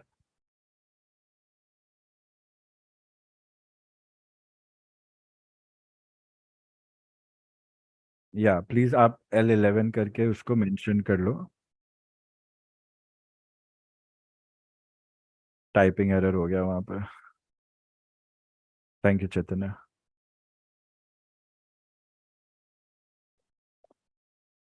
जो rhythm टूट जाता है ना फिर तो pace हमारी slow हो सकती है, बट कोई बात नहीं.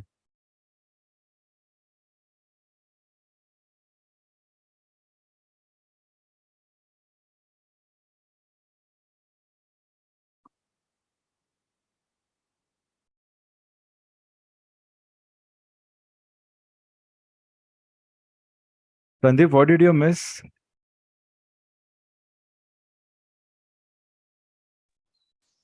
Sir, Mhm. nothing much, sir. Like this is like I'm attending this as revision. Like I'm partly attending the session. I'm sorry, as I was telling you. Modes type of SSR. Fine. So you compare this like this. Basic. Remember the main modes are Alpha and Charlie, like we said. And Sierra is an advanced mode. So basic and advanced. Let's be quick, students. And let's be a little fast in dictating. And if you're stuck somewhere, just quickly tell me. Feel free to interrupt me like that. In case you are missing on something that I'm telling you. Let's get into the 80% thrust, 90% thrust settings. So the first type, let's talk about mode alpha. Mode alpha gives me aircraft identification. Okay. Something to do with this aircraft identification, your position falls in sync. So overlapping your position of the aircraft, you get an aircraft identification. So there are 2 things here. Identification is given by mode alpha, but then the position itself is the indicator here. Okay, be very careful about it. The second type of mode or type of SSR is mode Charlie, which gives me aircraft height. This aircraft height is automatic reporting, automatic radio telemetry, which is given to you already on basis of 1013 HPA. Okay. Now write down advanced, and in advanced you will write mode Sierra. Here you get combination of mode alpha, mode Charlie. Okay. Or you can write down, in fact, write down aircraft identification with call sign. Then you get flight level. Then you get ground speed. You get track. So this AC here is aircraft, okay, not mode A and C. aircraft identification with call sign, flight level, ground speed, track, and plus more. More is what you will see when I dictate notes to you ahead for mode Sierra. Now someone can ask you how are the modes differentiated from each other? Okay, so you will write down that modes are determined by spacing of pulses.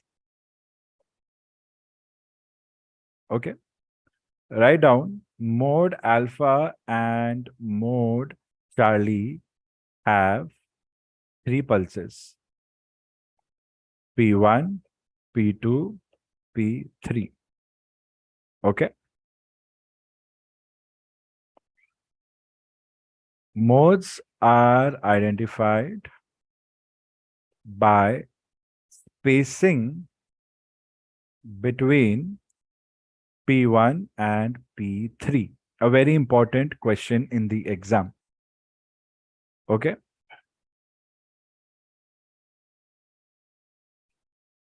Write down an important note. A sequence of 3 pulses, P1, P2, P3, is transmitted to differentiate between A and C modes. So what's the difference? Okay. Make a pulse sequence like this: P1, P2, P3. Okay. Here you will write the spacing between P1 and P2 is 2 microseconds, and the spacing between P2 and P3 is 8 microseconds. Make another diagram on the right where we will make P1, P2, okay, and P3. Here you make the spacing between P1 and P2 as 2 microseconds, and P2 and P3 here 21 microseconds. 21 microseconds.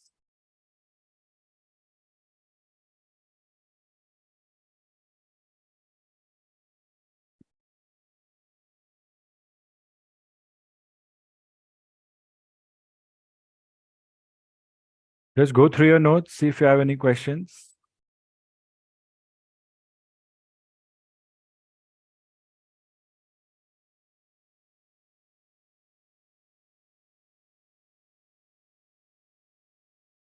Chaitanya, are you getting it? Jyotsna, are you getting it? Nukul, are you getting it? Haven't heard from you all, Nukul, Jyotsna.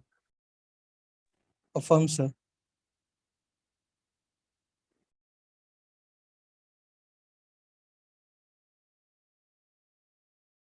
I hope you're studying while doing it.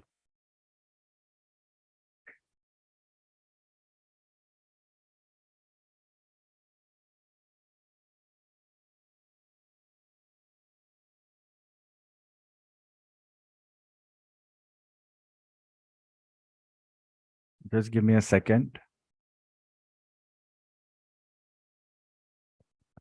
Until then, revise and see if you have any questions.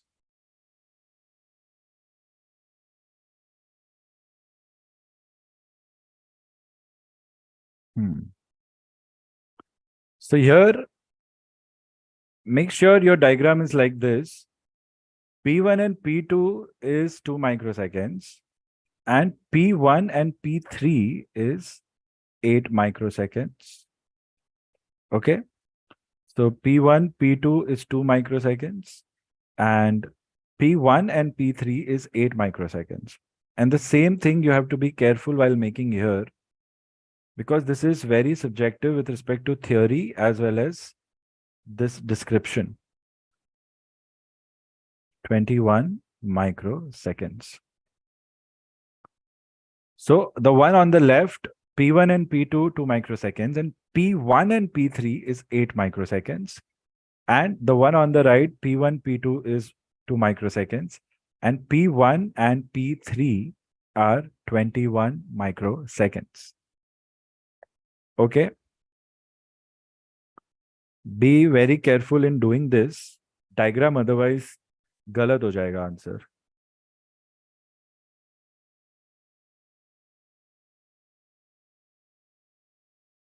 The difference is such that the difference in itself shows us what kind of mode of transponder we are using. So here you can write down, this is mode A interrogation, while this is mode Charlie interrogation.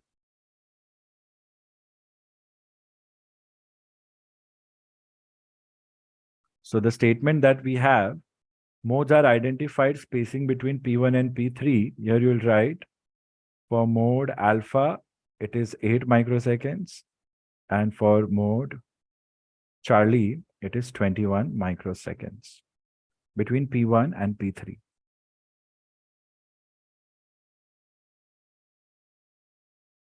Modes are determined by spacing between P1 and P3. A sequence of 3 pulses are transmitted to differentiate between the modes. These are interrogations. This is how questions are asked to the aircraft. What we made framing pulses are answers, responses. So this is how your interrogations look like. Okay. And getting this one, the aircraft transponder would know identification is asked when the spacing between P1 and P3 is 8 microseconds. And when the transponder gets an interrogation where the spacing is 21 microseconds, the transponder automatically will give me altitude information to the aircraft ATC. To the ATC, that the aircraft that is monitored by the ATC. Provided we have mode alpha and mode Charlie with us.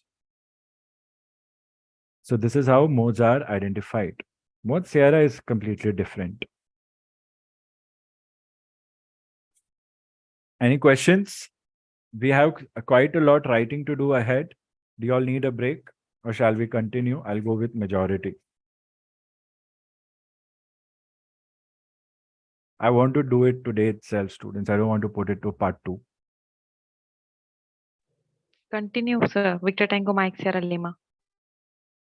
You can just text me, students, Zoom chat, public opinion. I want you all to try and memorize things today itself and then just do one revision. In your textbooks, there'll be something called a conspicuity code. I would want you to just skip it if it confuses you. It's specific to UK, not to India. So we are not using it. We're not talking about it. But it's just a small para.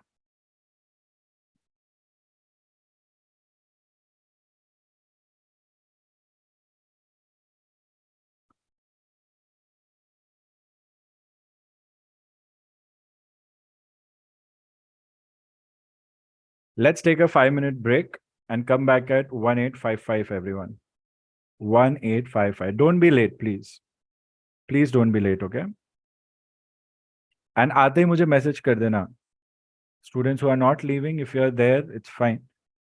Just message me, you are here at 1855, students.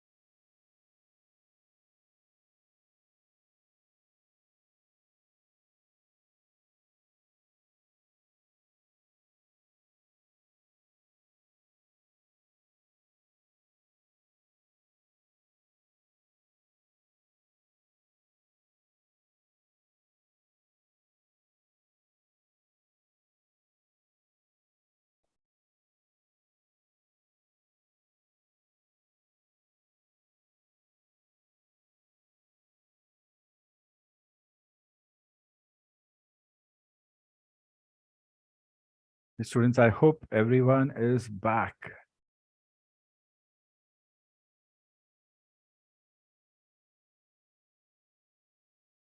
Okay.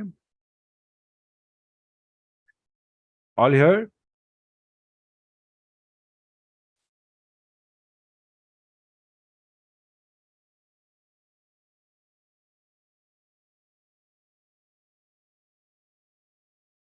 I'm thinking of something. Let's see.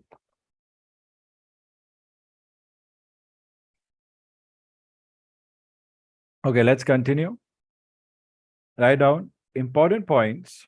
So I hope you're clear what differentiates the interrogation from mode alpha to mode Charlie. And I hope you're not confused thinking, sir, why is it not looking like framing pulses?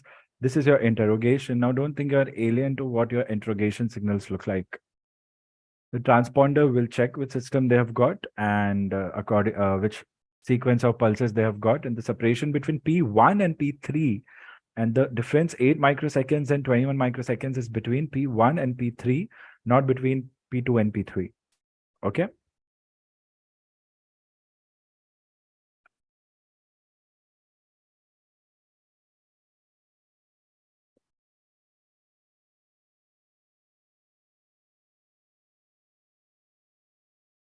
All right. Write down important points on mode Charlie. Just writing. Okay, very quick. I've already explained these points. Important points on mode Charlie.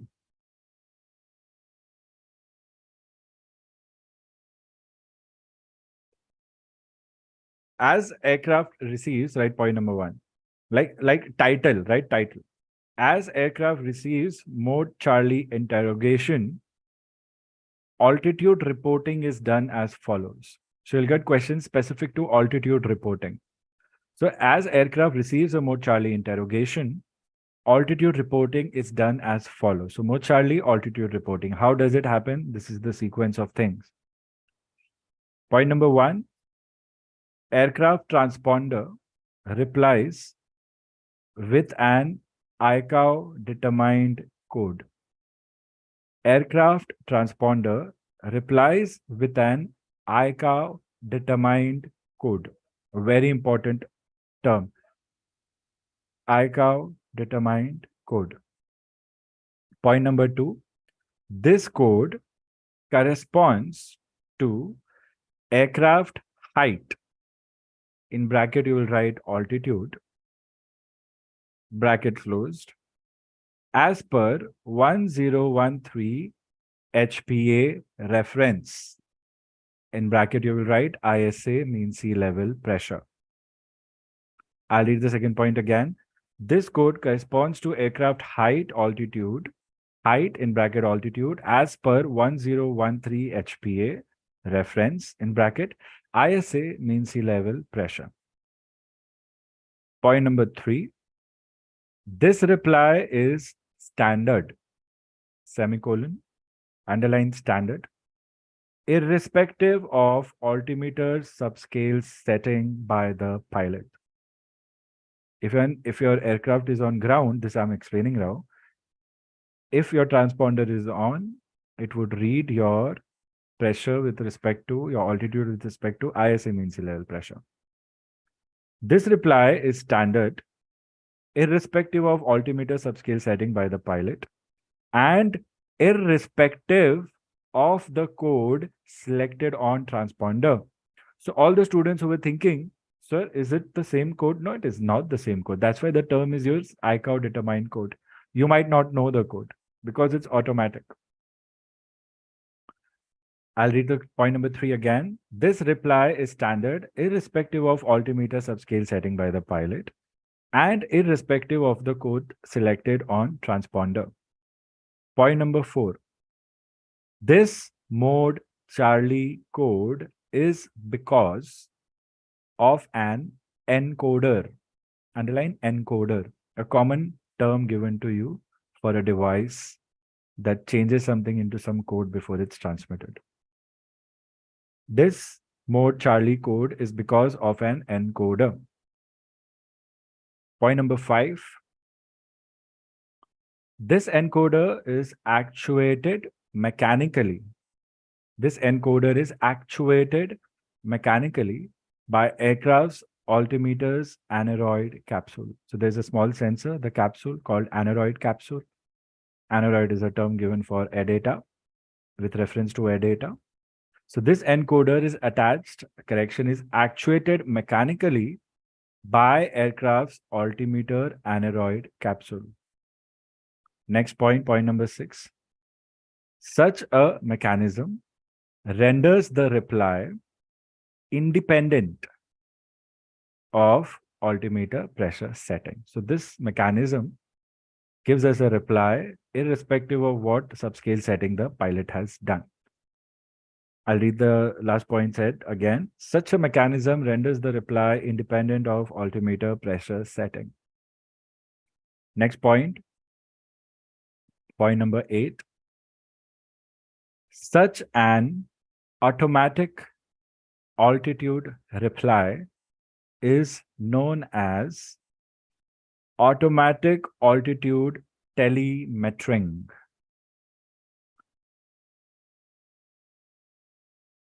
And is available till 128,000 feet, 128,000 feet. Underline telemetering and write its meaning: auto transfer and reception of radio waves. So it's automatic. So don't be confused if you get a term called automatic altitude telemetering. It's nothing but how your mode Charlie works. Now, these 3 points are very important for you to write and read it twice, thrice to make sense out of it. Otherwise, I'm sure people who are not focusing, they'll have a lot of questions here. This is where you could get numericals without requiring any calculations. Okay. Altitude, I think it's point number 9.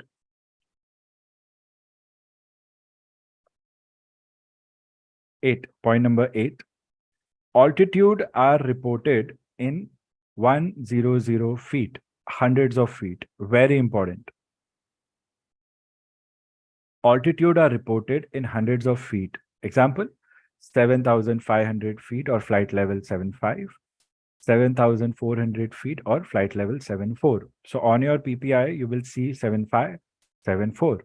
So hundreds of feet, right? That's the meaning. You can write 2 examples. Altitude are reported in 100 feet and the next statement is very important.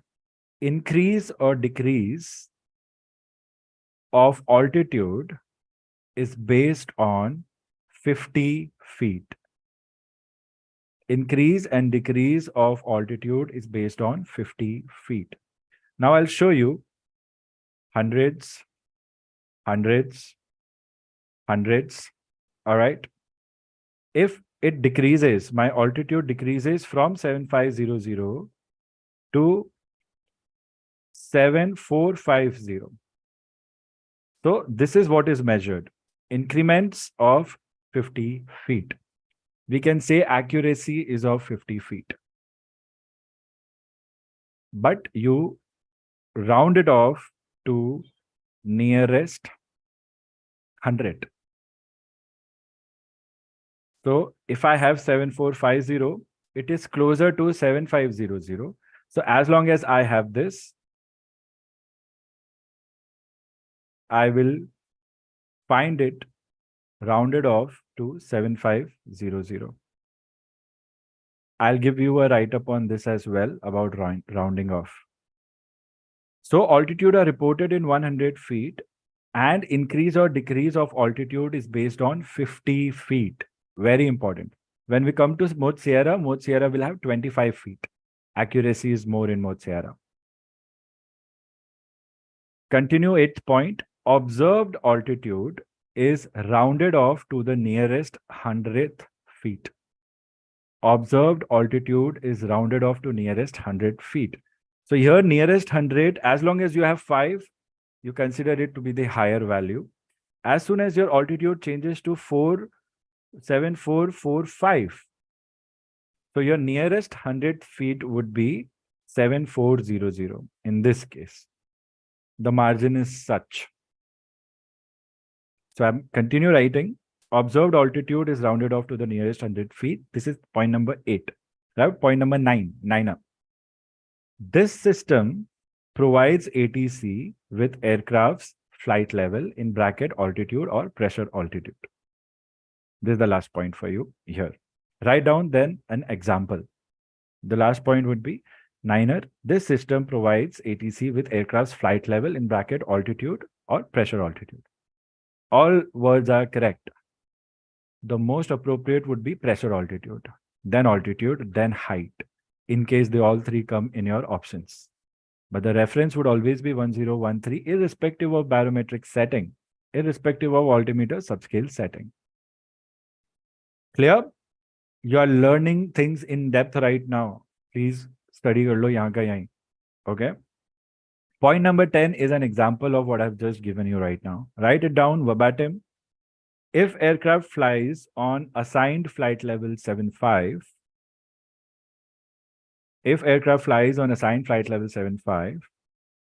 comma, ATC screen will read 75. That is 7500 feet. We know the flight level will be in 2 words only. It can also read 075 or 75. It can go up to 3 digits, students, when you have higher flight levels. So when you have just thousands, then first 2 digits. And when you have tens of thousands, then you will have first 3 digits because it's rounded off to hundreds. So remember that. So at the ATC screen will read 075. That is 75. Whenever you have 075, only 75 will be visible. Whenever you have, like, say, flight level 330, 33,000 feet, then probably over there you will have 330 written there. The first 3, like, flight levels are reported. So if the aircraft flies on assigned flight level 75, ATC screen will read 75. Continue. Next point in example. As aircraft descends, now this is a key word here, descends, that is, i.e., drifts downwards. When I say drift downwards, it means unintentional descent. And this is where ATCs help us. That's why in your RT, you have learnt about RVSM, automatic altitude holding device. So there are devices where when you have unintentional descents, where the term is drift downwards. Okay. So write down, if the aircraft descends, that is, drifts downwards, in bracket, write for drift downwards, unintentional descent, close the bracket. So if aircraft descends, that is drift downwards by 50 feet, it reaches 7,450 feet from our assigned flight level. So far, continue writing. Next point in example. So far, screen will show 75. That is flight level 75. Such numericals can come in the exam. Okay. Next point. As it further drifts downward from 7450 feet to 7445 feet, the displayed code on screen, and this is the ATC screen, the pilot is not aware, okay? The displayed code on screen changes to 074, that is flight level 74, that is 74, that is 7,400 feet. Write down an important note. Such questions can come in the form of numericals, not requiring any calculation, but needing this information to mark correct answer. I'll read out the example again in one go. See if you have missed something, please write it clearly. The same that I have explained in numbers here. If aircraft flies on assigned flight level 75, ATC screen will read out 075, that is 75, that is 7,500 feet. As aircraft descends, that is drift downwards, in bracket unintentional descent bracket close, by 50 feet, it reaches 7,450 feet. So far, the screen will still show 075, that is flight level 75. As it further drifts downwards, remember drift downwards, unintentional descent, from 7450 feet to 7445 feet, just 5 feet difference. This displayed code on screen changes to 074, that is flight level 74, that is 74, that is 7400 feet. Where 74? On your radar screen. Everybody able to do it?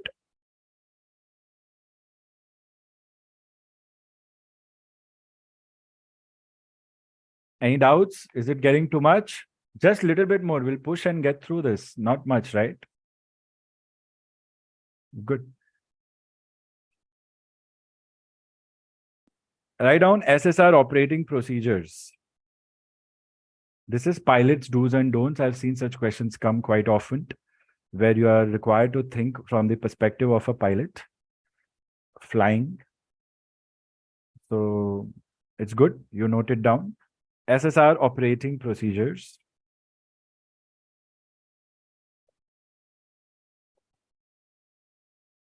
If you can do so much in 10 minutes, then you're going at a good pace because we don't have much to write ahead. Only this much in 4 parts, like 10, 10, 10 you do, you'll finish shortly then. What are the operating procedures? It means pilot do's and don'ts while operating SSR. Write down point number 1. Maintain the code everywhere once assigned unless otherwise mentioned. Simple. Don't change the code and keep the same code everywhere. So the point is maintain the code everywhere once assigned unless otherwise mentioned. The one that is assigned to you, you maintain that unless otherwise mentioned.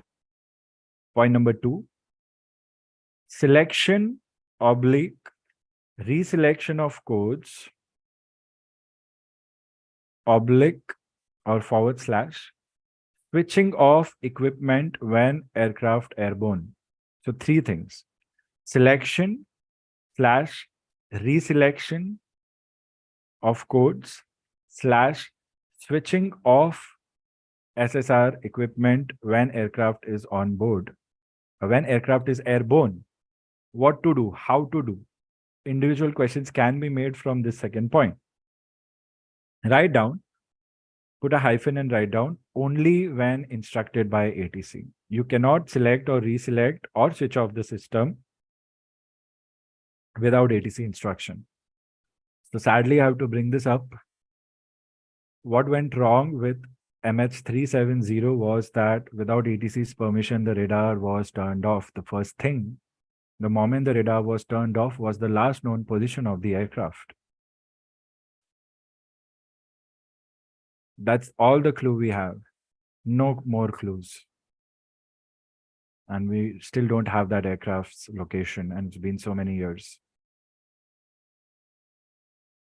Who turned off the radar, or how did it turn off? There's so many theories. We don't know. So you're not required to do that. You cannot do that without ATC wanting you to do that. Point number 3, when code is assigned, acknowledge with a readback. When code is assigned, acknowledge with a readback. Everybody knows readback?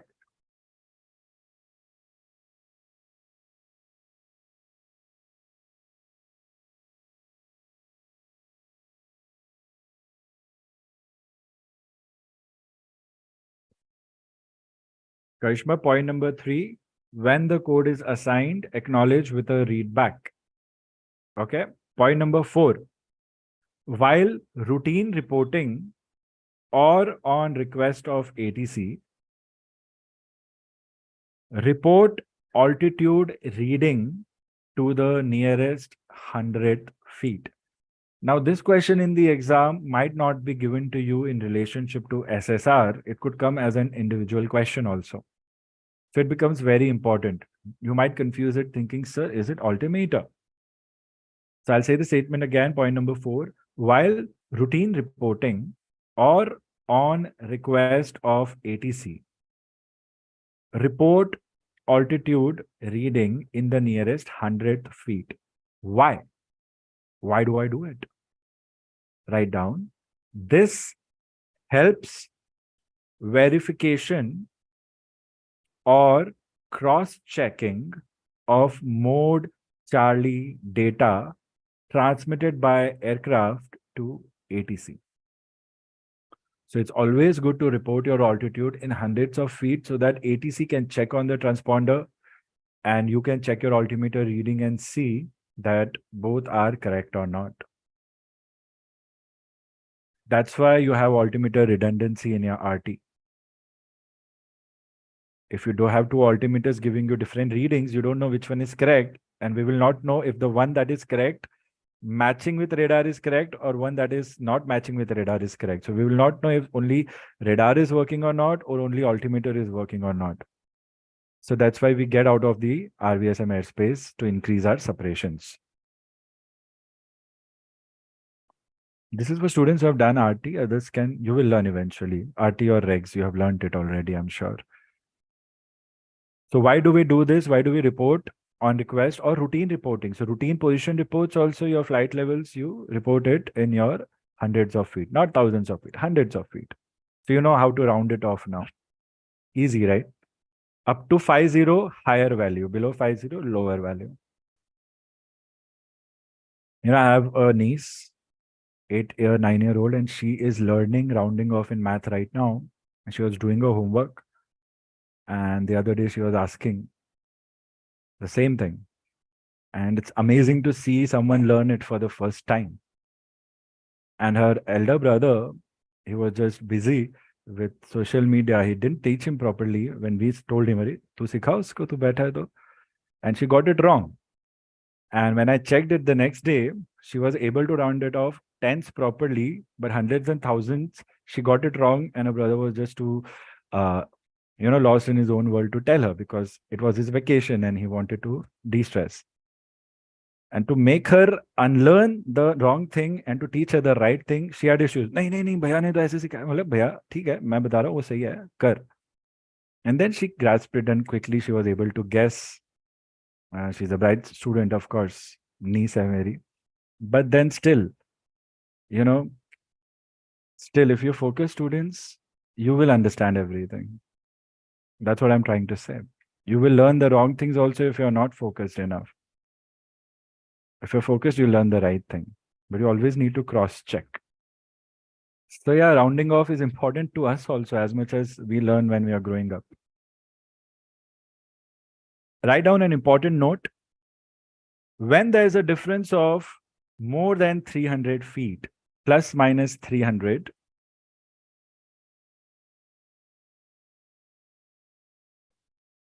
in altitude reported by pilot and level readout on ATC screen. Level readout on ATC screen means on your position, with respect to your position, what is the readout for flight level by the ATC? That is level readout. Okay, with respect to ATC looking at the radar screen. So when there's a difference of more than 300 feet, that is plus minus 300 feet, not just plus. That's why you write in bracket plus minus 300 feet. In altitude reported by pilot and level readout on ATC screen, ATC will require pilot to switch off the mode Charlie, but keep the mode alpha on. If there is a difference of 300 feet in what you're reporting, 300 feet, okay, 300 feet is the key. What you're reporting on what they are reading out on the screen, then ATC will ask you to turn off the Charlie and keep the mode alpha on. Okay. If individual mode can't be switched off, very important points here, okay? If individual mode can't be switched off, then pilot should select SCOC 0000, which is iCATS specified code for transponder malfunction. So if you have a difference of more than 300 feet plus minus, with respect to what you have reported and what ATC can read out on screen, then you turn off mode Charlie, keep mode alpha. And if you cannot individually turn off mode Charlie, if you don't have that function, then change your SCOC code to 0000. Don't turn off the system. Don't turn off the system. Change your SCOC to 0000. So turning off is a big no, no, no, no, no. Okay. 0000 transponder malfunction. It's not no code assigned. 2000 is no unique code assigned. I'll give you a list of special codes. I think you all already know. Add this code also there. 2000 means no special code assigned, but everything else is working. Yes, Muskan? Sir, can you please give the readback of last point? If individual mode can't be switched off, then pilot should select SCOC 0000. We use SCOC only when we have to ask you to change or set your codes. Pilot should select SCOC 0000, which is iCATS specified code of transponder malfunction. iCATS specified code for transponder malfunction. Right, important note, in some countries, plus minus 200 feet is the requirement.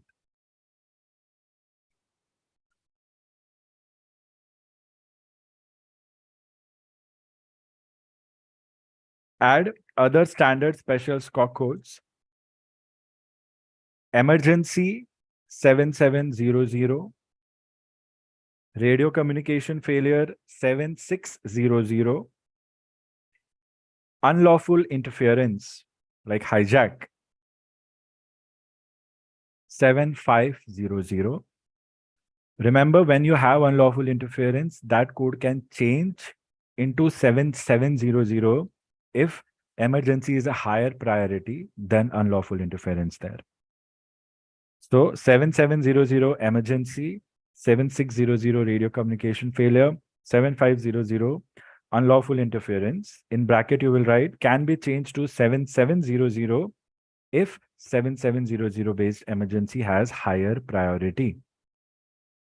Add one more code 2000. It is when no special code is assigned.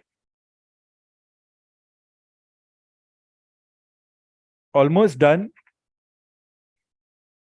Okay. The notes will be more than enough for you to understand everything there is. So let's go. Let's continue.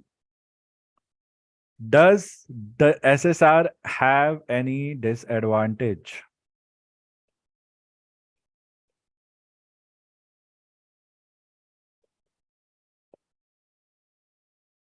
Yes.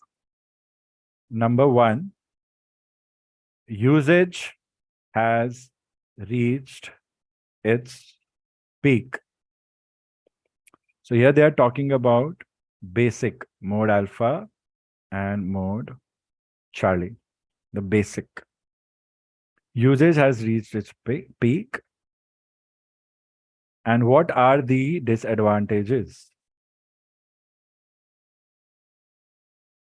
You can call it disadvantages or errors. Number one is garbling. Number two is fruiting. Number three is limited availability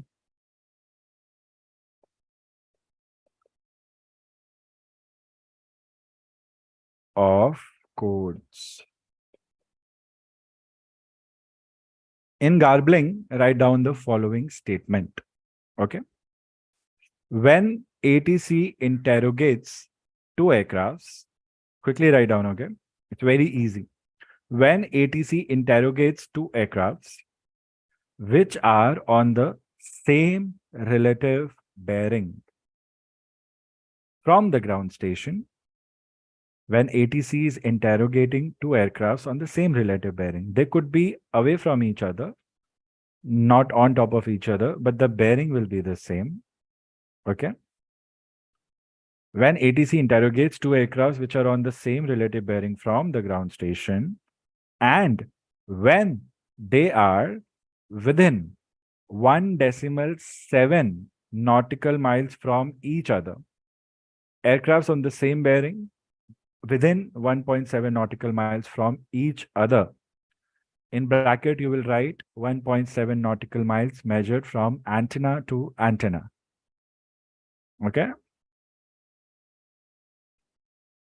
The replies become overlapped on each other.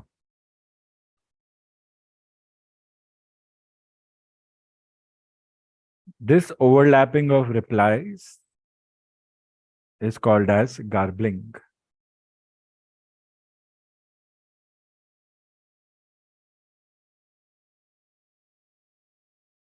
If anybody tells you the cause for garbling, then write down the following statement. Garbling is because as replies from transponder are over a period of 20.3 microseconds, underline it, 20.3 microseconds. That 20.3 microseconds relates to 1.7 nautical miles in terms of radar miles.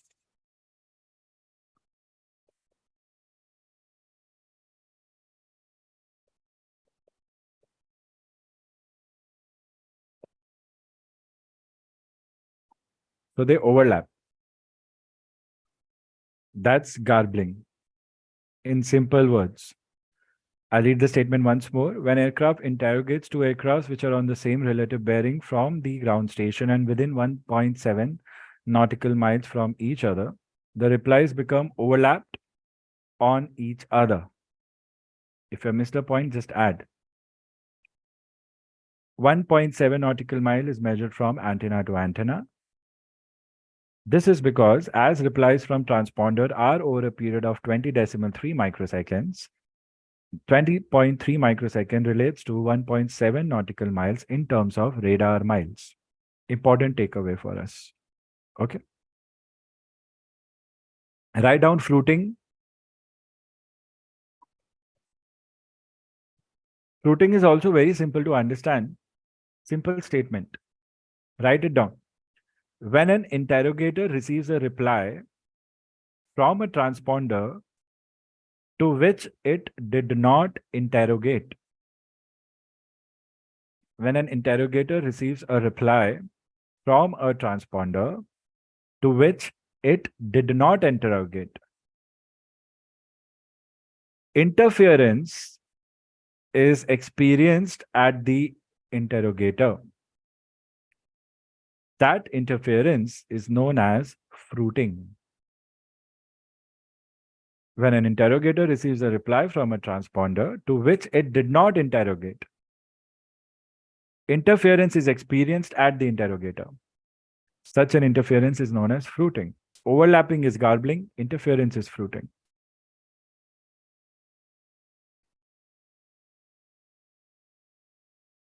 Let's go to the disadvantage number 3. Likhit, I'll just read out the statement for fruiting once. When an interrogator receives a reply from a transponder to which it did not interrogate, interference is experienced at the interrogator, and this interference is known as fruiting. So we are getting a stray reply from an aircraft that we didn't interrogate. So an interference will happen with the aircraft that was my target and this random aircraft, and interference will be there, so my signal will not be clear. Overlapping is different, interference is different there. Overlapping will be on top of each other, two signals received at the same time. Interference is one signal interfering with the other signal.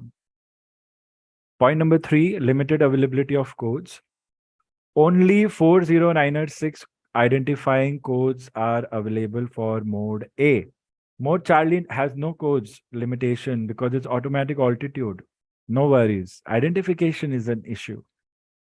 Only 40906 identifying codes are available for mode A. Mode A, please don't make silly mistake there. They will play with your mind here. Note, this note is what I'm giving you to make sure that you're not played with. Mode Charlie gives altitude to all codes. So limitation of codes is attributed to ident only, that is mode A. Ident as in identification. Write down this important note. I say again, mode Charlie gives altitude to all codes. So limitation of codes is attributed to identification only, that is mode alpha.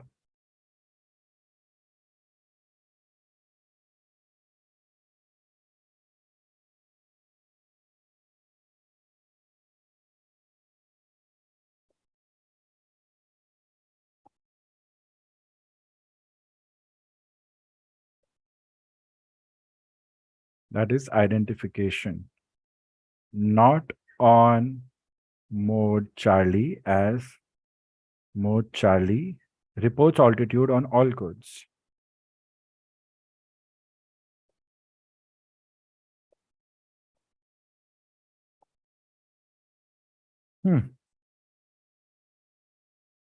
Any questions on the disadvantages or errors of SSR?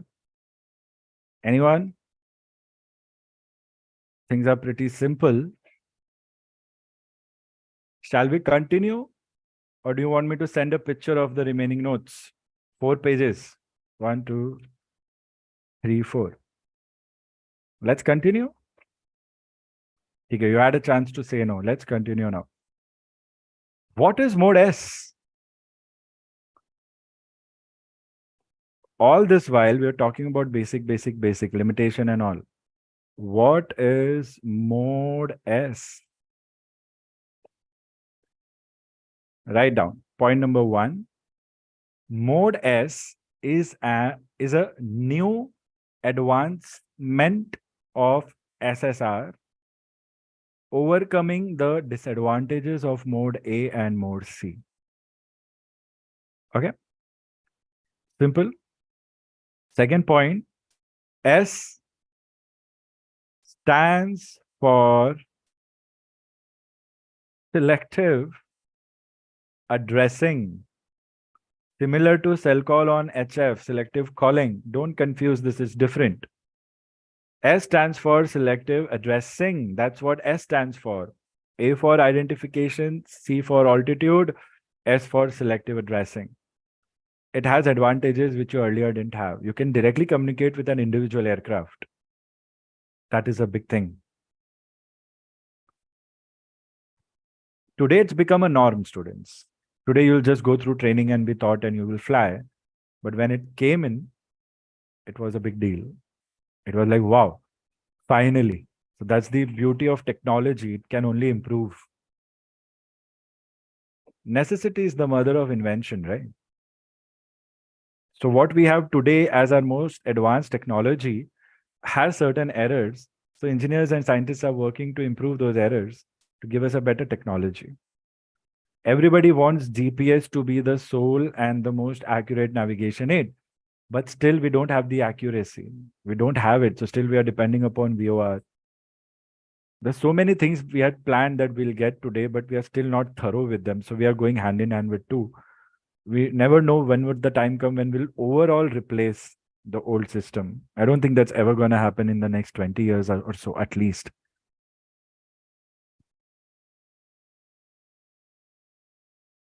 Third point, Mode Sierra is used, very important point. Mode Sierra is used to supplement the mode alpha and mode Charlie, and has to be compatible with mode alpha and mode Charlie. It is there to supplement. So it cannot be used on its own. We need A, we need C. We've just modified and added one more. That's why the small antenna over there, SSR only. So first we had just primary radar. Now we have alpha, then Charlie, and then Sierra. Write title, special features of mode Charlie. Very simple now, okay? Not mode Charlie, mode Sierra. I'm sorry. Special features of mode Sierra. Point number 1, availability of codes. Up to and over, write availability of codes, okay? Availability of codes and write up to and over 167.0.0.0.0.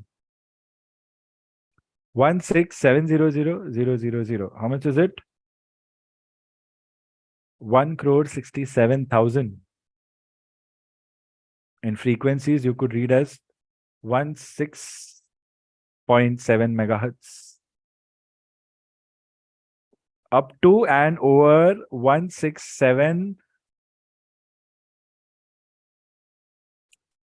How do you read it? 167 lakhs is also a way to remember. Up to and over 1,67 lakh. 1,67 lakh. Up to and over 167.0.0.0.0.0 unique discrete as in private, secure codes are available. So availability of codes compared to 4,096, like from a person who has just 4,000 rupees in their bank to a person having 1.5 crore in their bank, you know the difference. Like, wow, I don't know if I've seen that kind of money. I could mean the smaller version also. Don't think like I'm thinking about the bigger one. So up to and over 1 lakh, 1,67 plus unique and discrete codes are available. This is the most special feature here. Okay. Write down note. Mode as code is a 24-bit code. 24-bit code. Okay. Continue writing below this mode, below this note for mode Sierra. Individual aircraft can be assigned this on a permanent basis for identification and addressing. If you can recall, I have spoken about these words when we started the session. Actually, when I have to talk about it, I can talk about the whole SSR in just 20 minutes. And that is what has happened. But when we go through the notes, that's when we realize that, okay, we have to remember these points like that. The summary is different. So I want you all to understand the systems in a way that you can summarize them quickly. And if I had to mentally revise or summarize something, all I need is just 5 minutes and my notes. So that's how your exam prep should be towards the end. This is the confidence that you obtain, but it comes with time. You cannot just instantly do it. Like first time so I'm doing the hard work for you here. So you make sure you are making it easier for yourselves by doing a little extra hard work in memorizing things, remembering things properly. There have been students who have not done SSR and still cleared NAV in their first attempts. So this is all extra over and above what you have already learned, provided you have mastered what you have already learned. So if you make silly mistakes there and here, then you'll always be around 50, 55, 60. It's like that. If you don't make silly mistakes there with all that you have covered, you are easily going to clear the exams. And if you do all these things and avoid silly mistakes, you'll touch 87, 90, 91, 92, 94. Mode Sierra code is 24-bit code. Write down individual aircraft can be assigned this on a permanent basis. Underline permanent. This is the difference on mode A.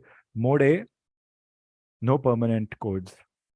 Select, they will just tell you which code to use there. It's like that.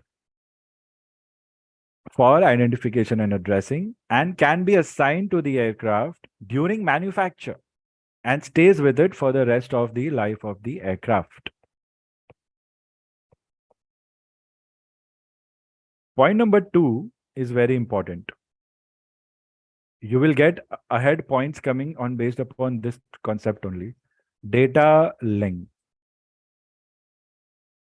In bracket, you will write digital data-based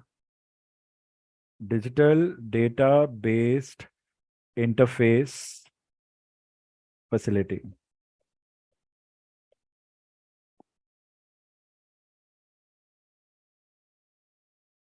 What kind of data link do we get?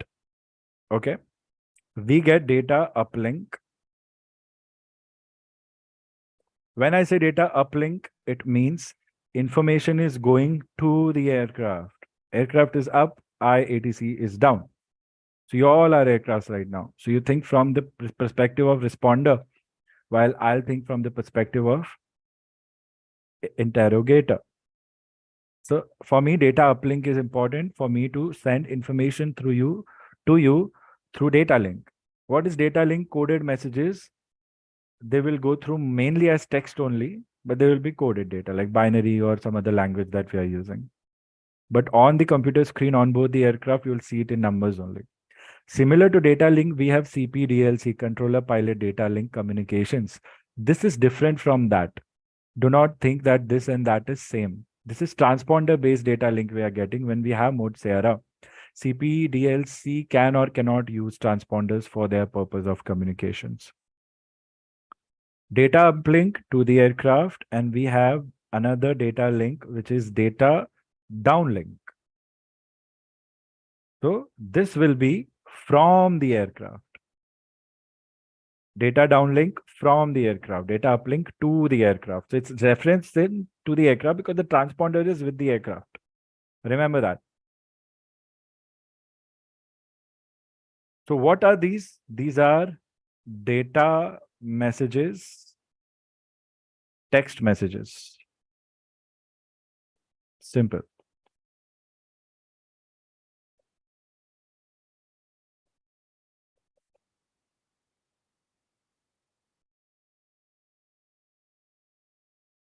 Then you add this point.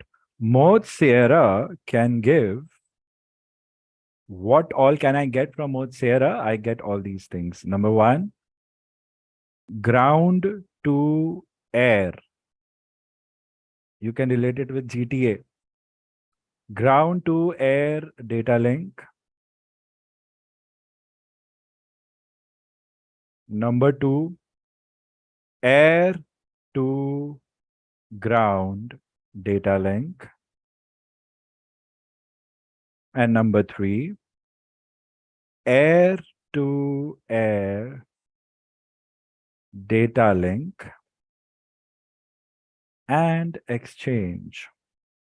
So two aircrafts can also communicate using this. But this air-to-air data link is controlled as per international protocols.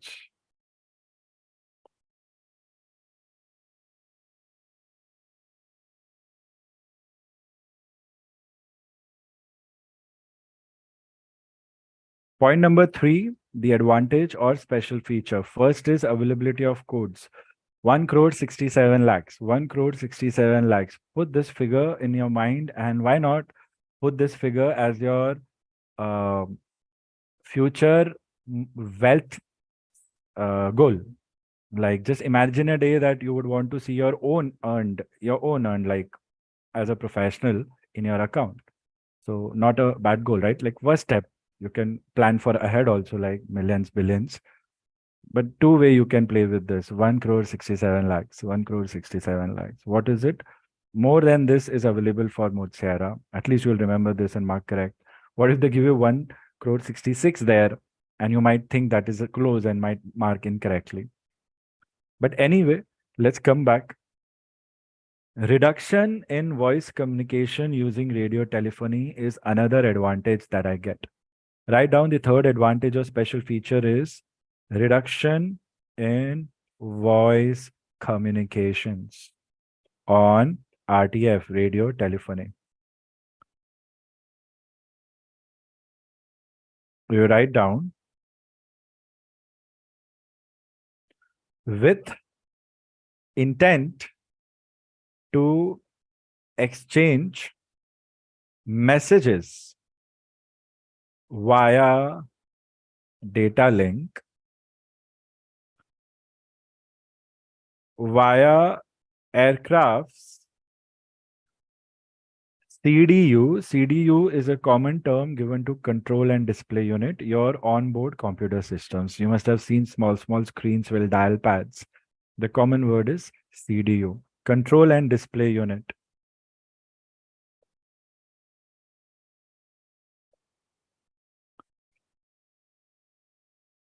So with intent to exchange messages via data link via aircraft CDU, voice communications can be reduced.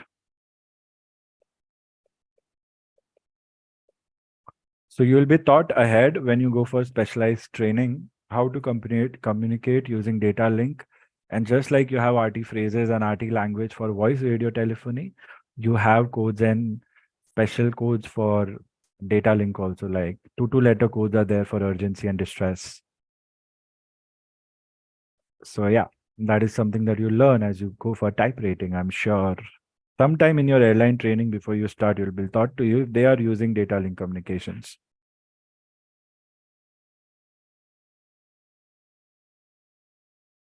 Voice communication over RTF can be reduced. Students, we are almost there. Almost there. Quickly look at the special features of mode S. Special features of mode S can also be called as advantages. You're thinking about advantages earlier when we were comparing primary radar and secondary radar. Advantages of SSR. So this is the advantage. The special features are the advantages of SSR. And that's not it. We add one more advantage, icing on the cake. More accurate height readout plus more data. More accurate height readout plus more data. 24-bit in itself, it should tell you that, wow, I have more place to carry more information. Your computer systems are generally 32-bit, 64-bit. Everybody nowadays goes for 64-bit only. So I don't know why it's just that much. Maybe that's what it takes to make it portable. Let's come back to aircraft systems. More accurate height readout plus more data. And remember, this is radio system. This is radio giving us data link. Imagine. So it's wireless. It's wireless from the source. While the internet data that we use is not wireless, it's cabled under the sea. I think everybody knows by now. Our routers, our Wi-Fi devices make it wireless. They convert the the landline data into Wi-Fi data like that. But this is by generation giving us free data without any of those things, like same frequencies. That is the biggest part. I mean, imagine the applications if we have to like apply in other places.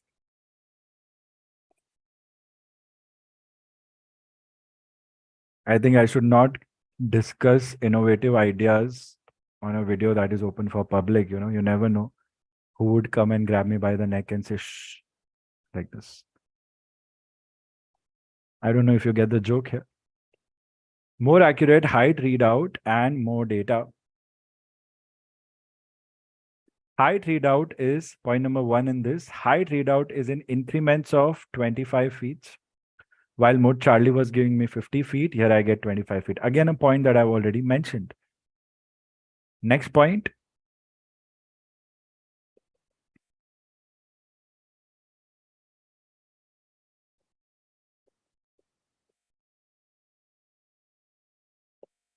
Next point.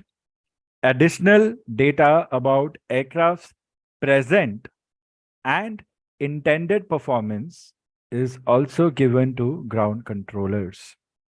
Additional data about aircraft's present and intended performance is also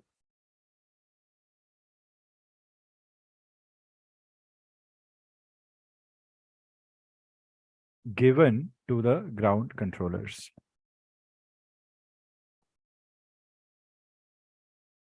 Okay.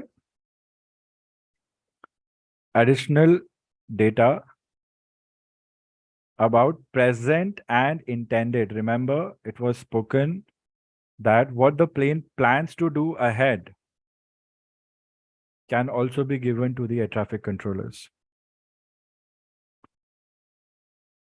Okay, we don't have much, but we have critical points to discuss.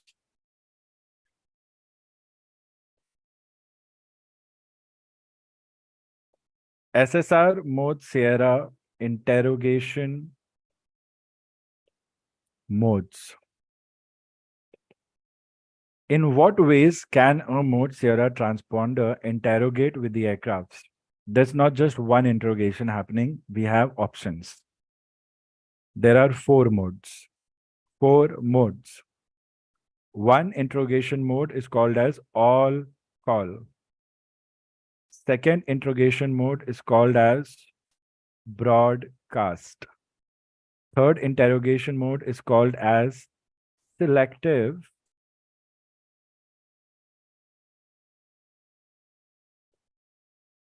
And fourth interrogation mode is called as intermode. Now, the good thing is the names of the interrogation modes are self-descriptive. Write down the description, very simple. All call description, write down. Replies from all mode S transponders. So when I put all call and interrogate, I get all replies from all aircrafts with all whoever is equipped with mode Sierra transponder. So when I put all call, I get replies. So you can write I get or ATC get replies. Otherwise, you will think the ground station is replying. So we get replies from all mode Sierra transponders. All call. So when I want to communicate with all aircraft on my screen, if I want all aircraft on my screen, then I just put my setting of SSR interrogation as an ATC on all call. So there'll be at least 4 modes. Just rotary knobs will be there. Maybe digital selections. Whenever you happen to go to an ATC, try to look out for, sir, can you show me the interrogation modes for mode Sierra, how they look like? Don't touch, okay? Just see if they let you see. Write down broadcast. Transmits information to all mode Sierra transponders without any replies required. So when I say broadcast, it's just like ATIS and DATIS. It is like any radio station. Right now, I'm broadcasting. It is going to everyone. YouTube live videos are like broadcast when nobody else can talk to you, but you can talk. But they have chat features and all, like that is there. Here, write down broadcast. Transmits, it means it is going from the interrogator. It's the interrogation. Broadcast transmits information to all mode Sierra transponders without replies required, without requiring replies. So, transmits info to all mode Sierra transponders without requiring replies.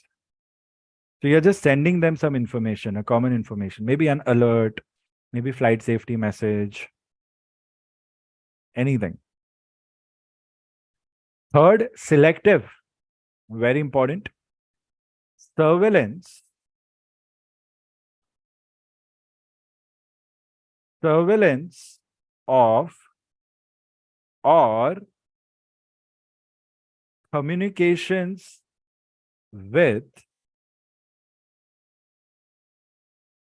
individual mode Sierra transponders. So one each. So if I have to make sure that I have to communicate with one particular aircraft flown by Prerit, so I'll just communicate with Prerit's transponder, nobody else. Read all the 3 interrogation modes. Don't say I didn't study interrogation modes. Don't say I don't know. These are interrogation modes, and another type you get with SSR is levels of mode S transponders. What kind of mode transponders you have? Levels. As in, you could say what type of mode S transponders you have. Levels as in basic, advanced, advanced then advanced, advanced then advanced then advanced, like that. Level 1, level 2, level 3, level 4. But this is, any SSR will have these modes. Questions will come, students, from here or there, not anywhere else.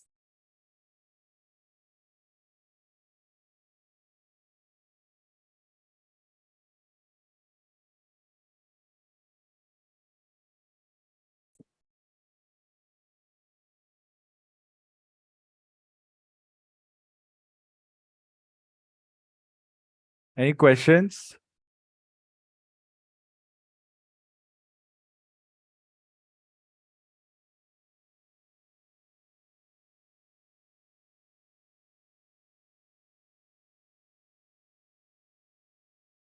Very good. I think everybody is focused.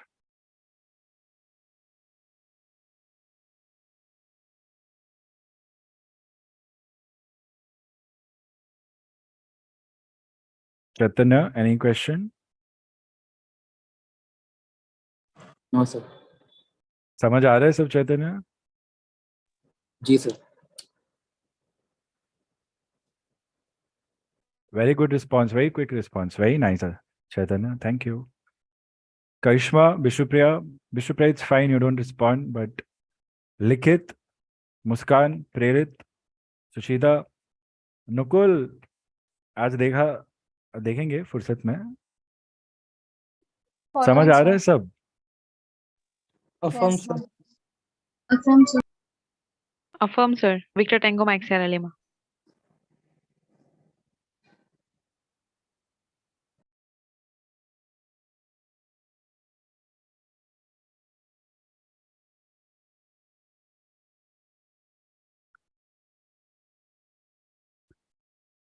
Intermode is something on which you could get questions more than I could say the other three.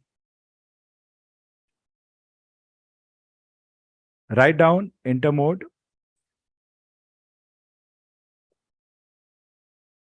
Uses mode alpha / Charlie / Sierra, all call for replies. So intermode uses all possible modes, mode alpha, Charlie, Sierra, all call for replies from mode A and Charlie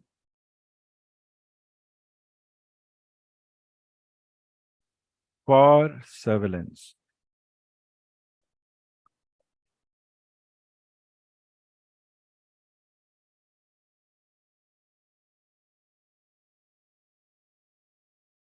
When I say intermode, it means mode Sierra can request replies from mode alpha and mode Charlie transponders also, not just mode Sierra transponders. While if you look at the other three interrogations, they are only limited to mode Sierra. But when you click on intermode, you can use replies from all possible modes, like the three that we have, alpha, Charlie, and Sierra. And intermode has two functions. And the second is, it will acquire all mode Sierra on screen.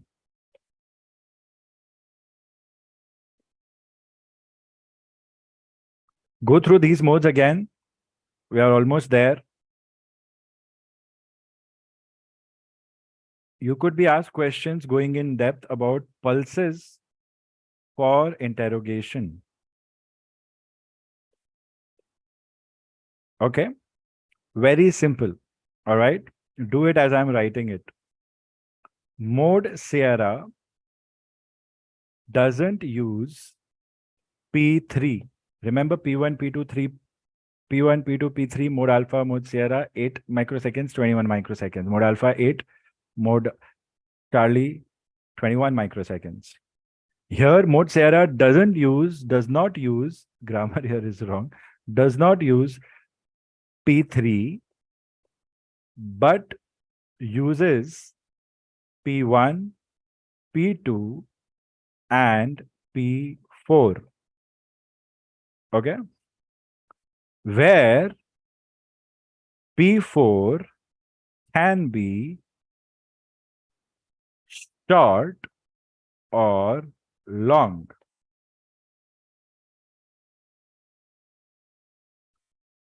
So you have P1, P2, and P4 in mode Sierra, not P1, P2, P3. These are interrogation pulses. Like we saw there, mode Sierra has this interrogation pulse. Okay.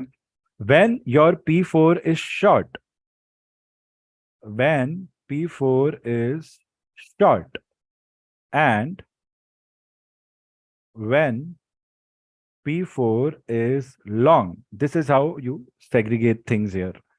So when P4 is short, the selection of interrogation is like this. Mode alpha, Charlie, only, all call interrogation is going, where we use P1, P2, P3, and P4 all are used, and P4 is short. Because we have alpha and Charlie modes, we are using P3 also. So when I'm having a P4 short, then I get to select a mode which has all four, where P4 is short, and the mode that I have for interrogation is mode alpha and Charlie mode all call only. This is not aircraft. Don't get confused, okay? When P4 is long,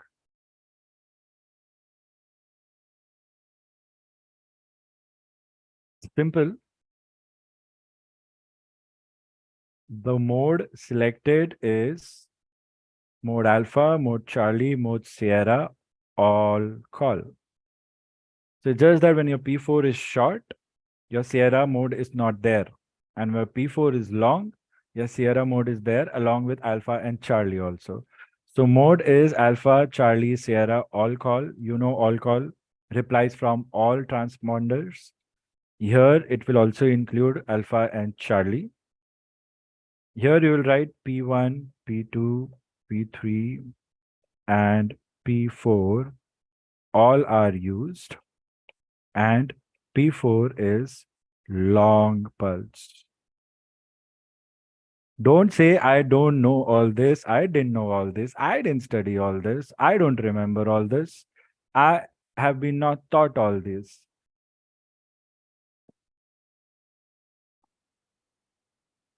Understood, students? Note when mode Sierra interrogation is combined with mode alpha, mode Charlie, all, that is P1, P2, P3, and P4 are used. When only mode Sierra is being used, I only have P1, P2, and P4. I don't have P3. Remember that.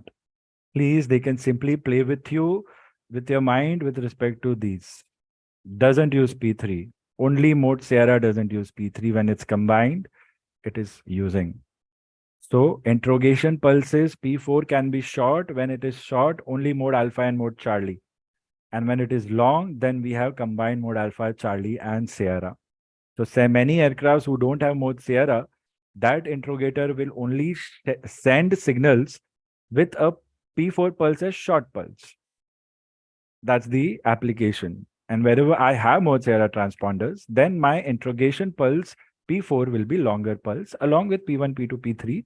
P1, P2, P3 will vary with respect to A and Charlie, the way it is the microsecond gap between P1 and P3. We are almost there. We will do levels and we'll do communication protocols, only a flow chart. That's it. And some extra benefits of mode Sierra. More benefits of mode Sierra.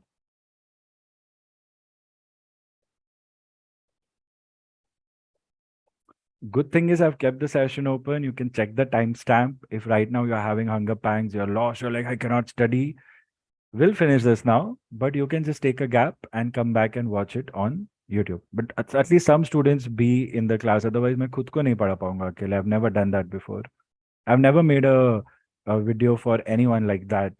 Even if I've done small videos, I've done it as a resolution to a doubt that student has asked before exams. So I have to send it to the students. So I think that video I can put up. Others can also benefit. So don't do that when I'm giving you a liberal freedom like this. पता चला सब भागे और मैं खुद को ही पढ़ा रहा हूँ सिर्फ. So more benefits of Mode Sierra. Write down point number 1. Unambiguous aircraft identification. Unambiguous means without any confusion, all aircrafts can be identified. Unambiguous aircraft identification. Second benefit, fixing the issue of Mode Alpha and Charlie code shortage. Availability of codes, fixing issue of code shortage in Mode Alpha Charlie. Third, reduced RT workload, which is also something that we have covered already. Okay. Fourth, better quality of surveillance data on controller screen. Better quality of surveillance data. Student, what is surveillance? CCTV surveillance. Why do we call it surveillance?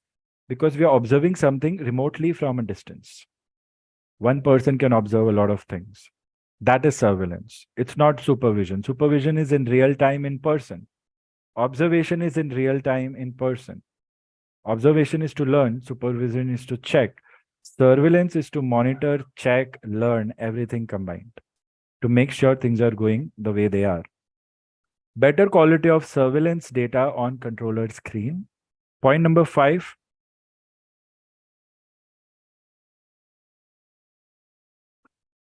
STCA, short-term conflict alert. Short-term conflict alert.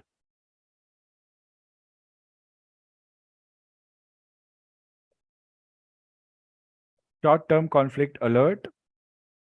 And this is given to the system via aircraft maneuvers. Aircraft maneuvers based data.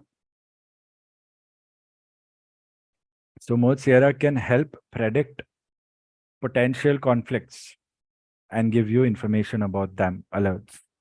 So if you're thinking, oh, I know something about TCAS, iCATS, maybe yes, ADSB, ADSC, maybe yes, maybe no, working on similar principles. Maybe, it's a big maybe, but thinking is in the right direction.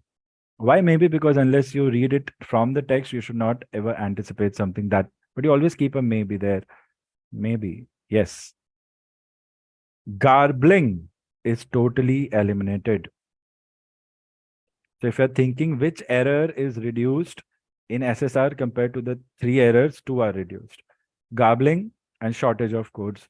Only fruiting is something that is probably not mentioned that it eliminates, because probably interference from multiple signals can happen anywhere, even on SSR. It's not directly mentioned, but garbling is definitely eliminated. So that is good. And of course, shortage of codes is eliminated. So out of the 3 disadvantages of PR, I think the basic disadvantage, what we saw,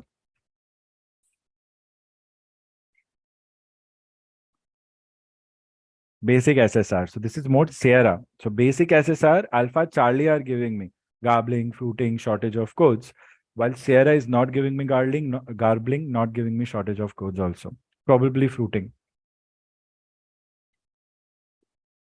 Maybe in one or the other way, fruiting is further reversed or reduced. Okay. Now 3 titles. Okay. Important but simple. A little high tech if you go to read about it by yourself. I wanted to omit it, but then I didn't want to omit anything. So I'm giving it to you. If you don't need this something extra, then you can skip, but then you've spent so much of time, then you can wait for 10 more minutes, right? What is it about? Levels of Mode Sierra transponders.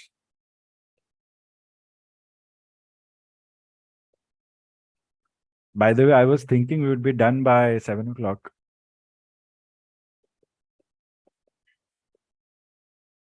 So if anybody is doubting my intent, this is to prove you all.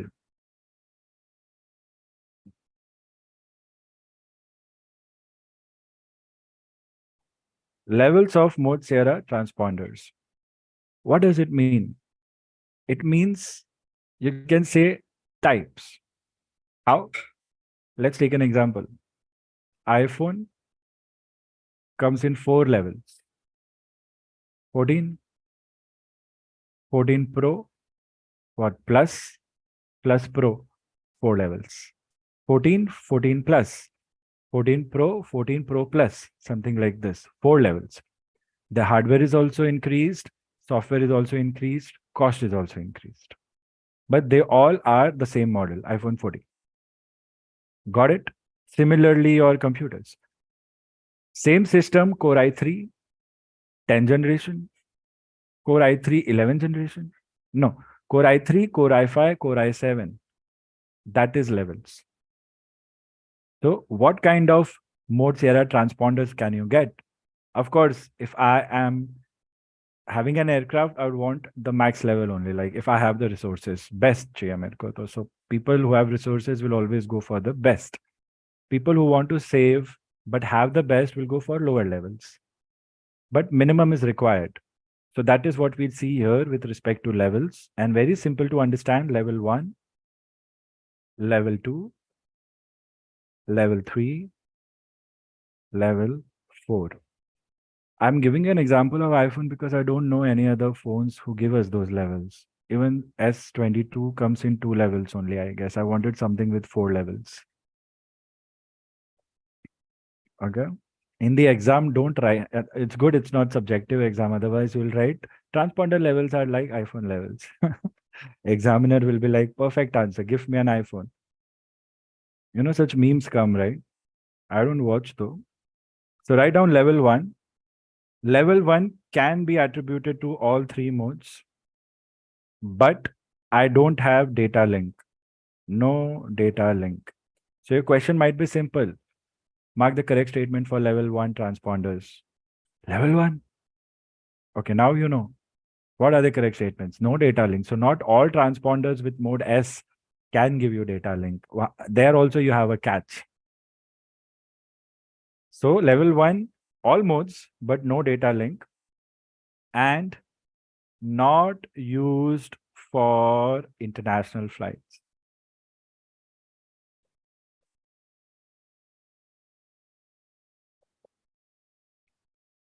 So this is not for us. We will assume that you will be flying for international flights also. I'm sure you will. Level 2. As level 1, so it's like any subscription plan. Even Zoom that we have, there are 4 subscription plans. Free, first, second, third. So when you take first, it will say all benefits of free plus additional. When you go to the third plan, all benefits of the second plan, then additional. When you go to the fourth plan, all benefits of the 3 plus additional features. So I think they all have copied from here, or maybe this is just universal leveling of things, or marketing, or maybe whatever it is. But it's easy is what I'm trying to tell you all. As level 1 plus, it has standard length data link communication. Standard length underline, I'll describe what standard length is. Standard length underline data communication from ground to air and air to ground. Standard length data link communication. I'll describe what standard length comms are. Okay, I'll give you a table for that. Plus, additional point includes auto aircraft identification and reporting. And you will write down level 2 is minimum requirement for international flights? It's all gold, right? Information. So if you're flying internationally, your aircraft needs to have at least level 2 mode Sierra transponder. It has standard length data link comms from ground to air and air to ground both. And it also includes something called auto aircraft identification and reporting. Level 2 is minimum requirement for international flights. Level 3, same as, includes everything of as level 2, plus it allows extended length data link communication. So you saw standard length data. Here you have extended length data link communication from ground to air. Only one key point. And level 4, as you are guessing in your mind, if you are really focused, as level 3, and it allows extended length of data link communication from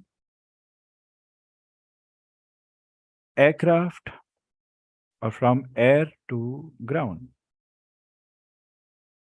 So level 3, only ground to air extended data can be done, and level 4 from air to ground also. So these are 4 levels, pretty easy, right? Yeah, you are welcome, students.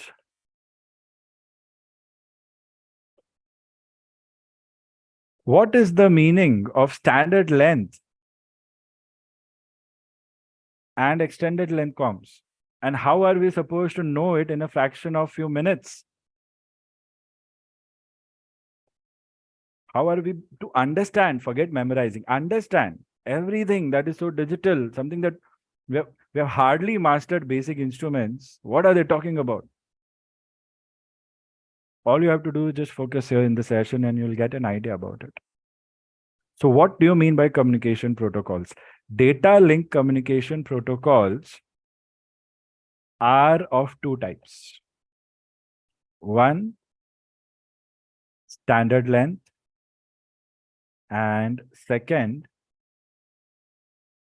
extended length. The standard length comms, so you can communicate via data following only 2 protocols. One is standard length communication.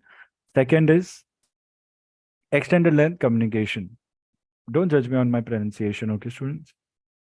So standard length communications, we have communication A and we have communication B. Okay. Extended length, we have communication Charlie and communication Delta. These are just 4 protocols, 2 for standard length used in level 2 and the other 2 for level 3, 4. And standard length is also there in level 3 and 4. Only level 1 doesn't have data link. So level 2, level 3, level 4 have standard length and extended length, but level 2 only has standard length. That is the key here. Okay. So COM A, standard length. Remember, these are not overlapping. Standard length COM A and COM B. Communication protocol standard length communication A. What does it stand for? Nothing but these words. It is initiated from ground. Okay. And information transfer. And information transfer is from, ground to air. Okay. Communication protocol B of standard length communication, it can be initiated from either ground or air, and information transfer is from air to ground. Remember the differences. So in level 2, if they have mentioned standard length comms, it would mean COM A and COM B both are there because it is clearly mentioned ground to air and air to ground. Okay, give me a second.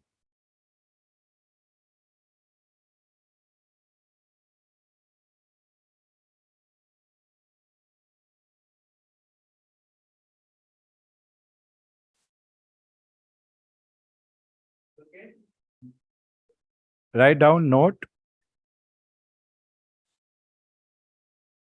Standard length communications are single transaction.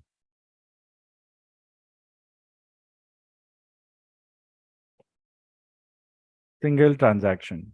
Single comms going in, single messages going in.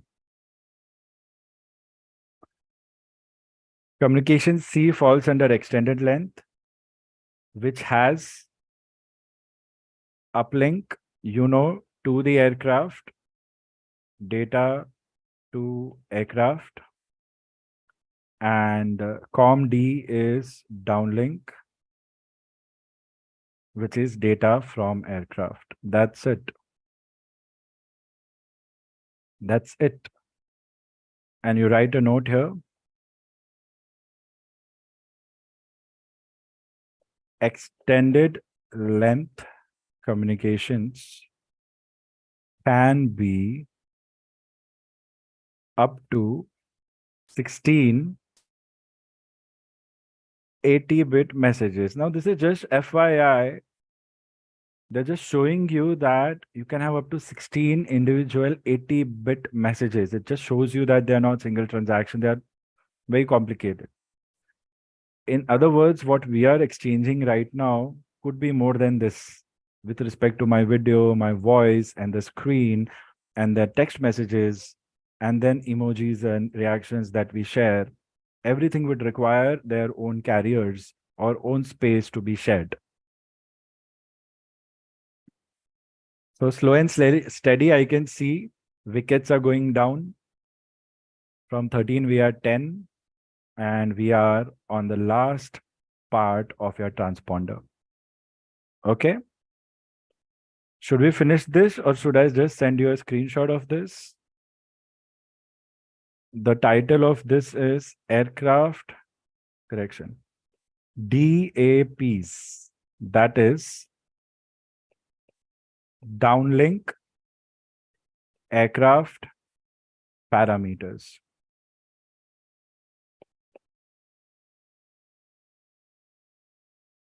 If an aircraft is downloading data, like there's a downlink data from aircraft to ground, what are the parameters? Very simple.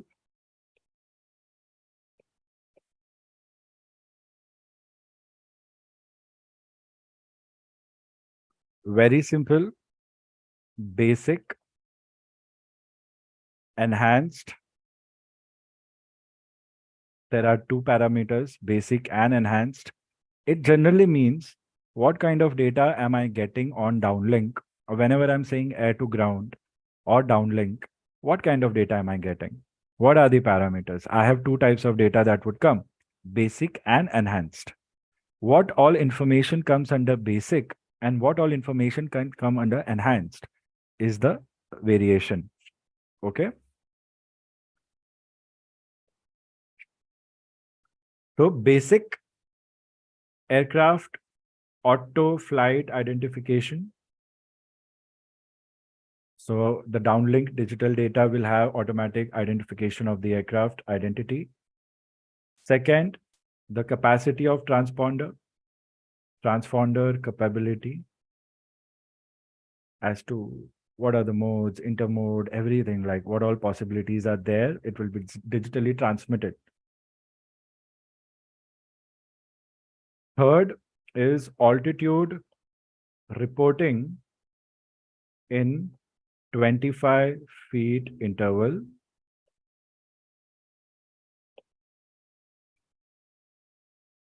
and flight status. What kind of status? Whether aircraft is on ground or in air. So basic downlink. So this much information can be given in my downlink. Downlink aircraft parameters. DAPs is the key term here. DAPs. Downlink aircraft parameters.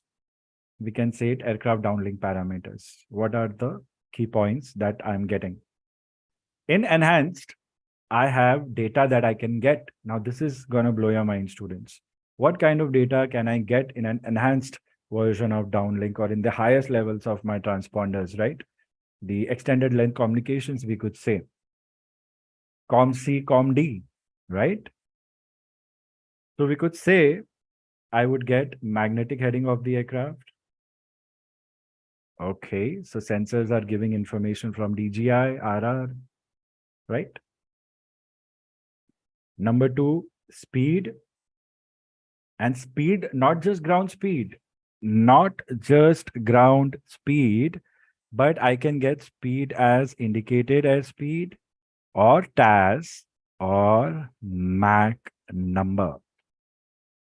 Amazing, right? Not just this much, I can also get the roll angle of my aircraft.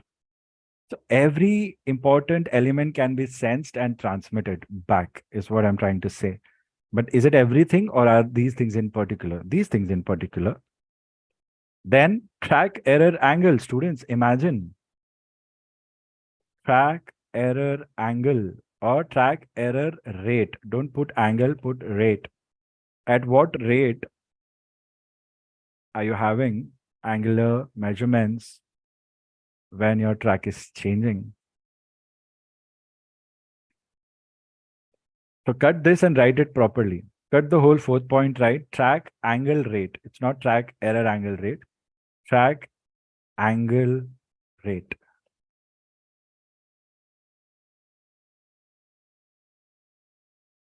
Point number 5, vertical rate of climb or rate of descent.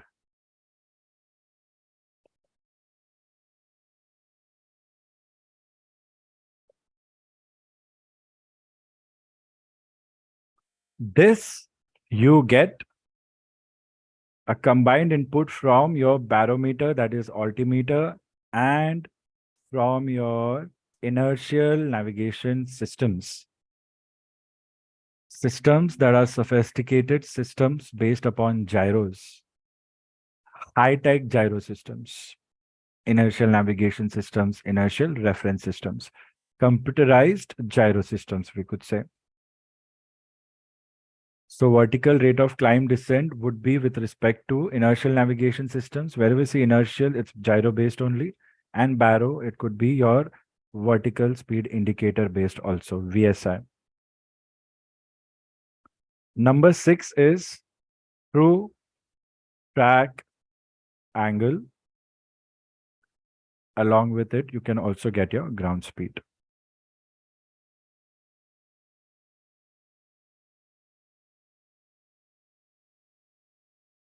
That's it. A bonus statement is given to us, which talks about the future. The future with respect to what my aircraft is going to do. To check my aircraft's intentions as a future expansion of mode Sierra surveillance services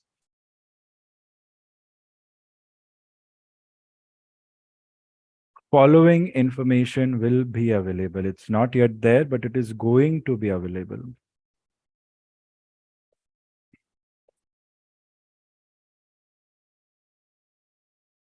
I can see a question like this coming in high-tech exams, maybe ATPL, maybe a tough CPL exam.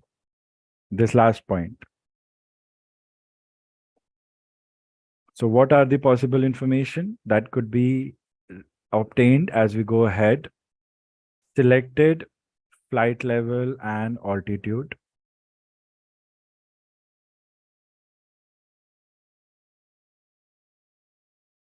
So what has the pilot selected on autopilot on their systems? That can also be seen. Selected magnetic heading. What were the desired heading selected?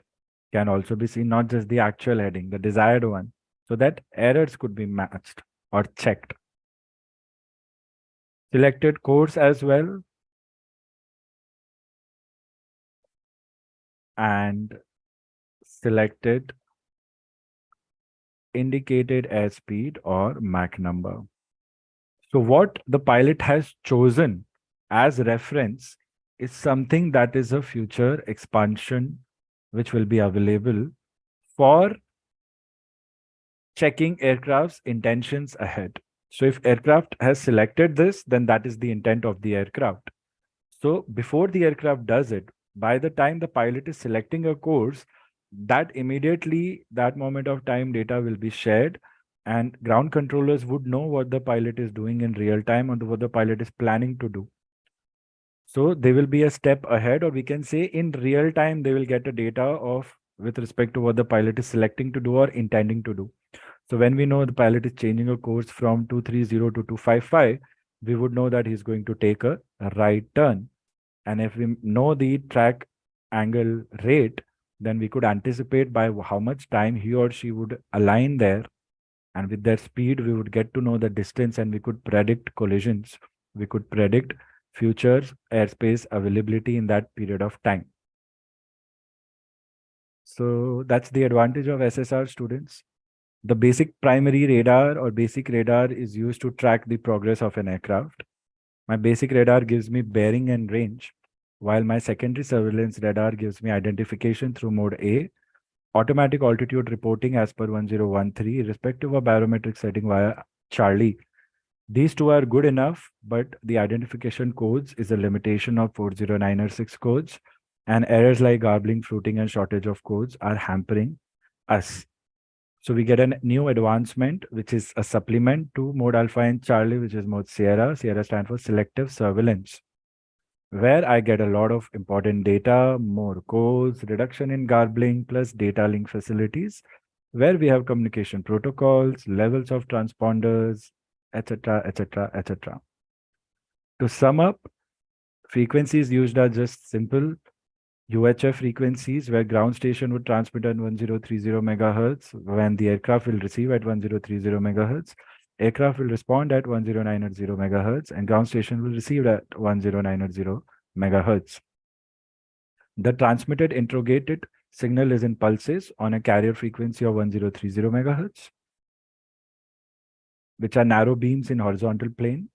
And the signals sent by the aircraft are omnidirectional in nature. Aircraft has 4 antennas, 2 up, 2 down, ground antenna, primary and secondary above each other. It's a fin type antenna, fin, small fin, looks like the vertical stabilizer of the aircraft. And from there on, you see it will be very easy for you to sum up the whole thing because a lot of repetition has happened. So students, I want you to keep I want you to confirm over text, especially students who have their exams, your availability over the weekend. I will in real time schedule sessions and I'll notify you all. I'm hoping you will be available. So it will help me if you tell me your availability over the weekend for live lectures. You can give me whole day or you can tell me the time schedule and that will help me. Probably looking at that, I'll be able to give you a time for tomorrow or Sunday. I'm trying for tomorrow. So let me see what your availability is. If that matches, then we would be able to steal 2-3 hours and do another live session for now. So I want to just check the timings and I would want you all to be available live. Students going for RT, you can focus on RT and skip this if you think this will not be important for you for RT. Okay, no pressure. You can come back and continue. I'll be there to resolve your doubts. All right. Just give me your weekend availability, or at the earlier, just give me tomorrow's availability. It's good if you give me the whole Saturday, Sunday availability. All right, students. If you have any more questions, do a quick revision and let me know your doubts. And please try to solve questions, check with the master key, and discuss any debates or any confusions you have. From Oxford textbook, I think it's page number 225 or something. So go through it. And when you read through the Oxford test, just apart from conspicuously code, everything else is discussed. Please keep a lookout and study. I would suggest you read from there. It would be mastered all over. If you're confused, go through your notes. And do you have the session, which is free? Do remember to solve questions, compare with master key, and share any doubts if you have. All right. And if you have any other requests, just drop me a message. All right. Only Chaitanya and Jyotsna have mentioned their availability. I'm waiting for others also to mention. Quickly do it. Okay, students? If you're not sending me any message, should I assume you're also available? I don't want to make that assumption. So let me know quickly before end of day. So I'll take your leave, students. We can keep questions for later. Do you have any questions to discuss now? Understood what radar is all about?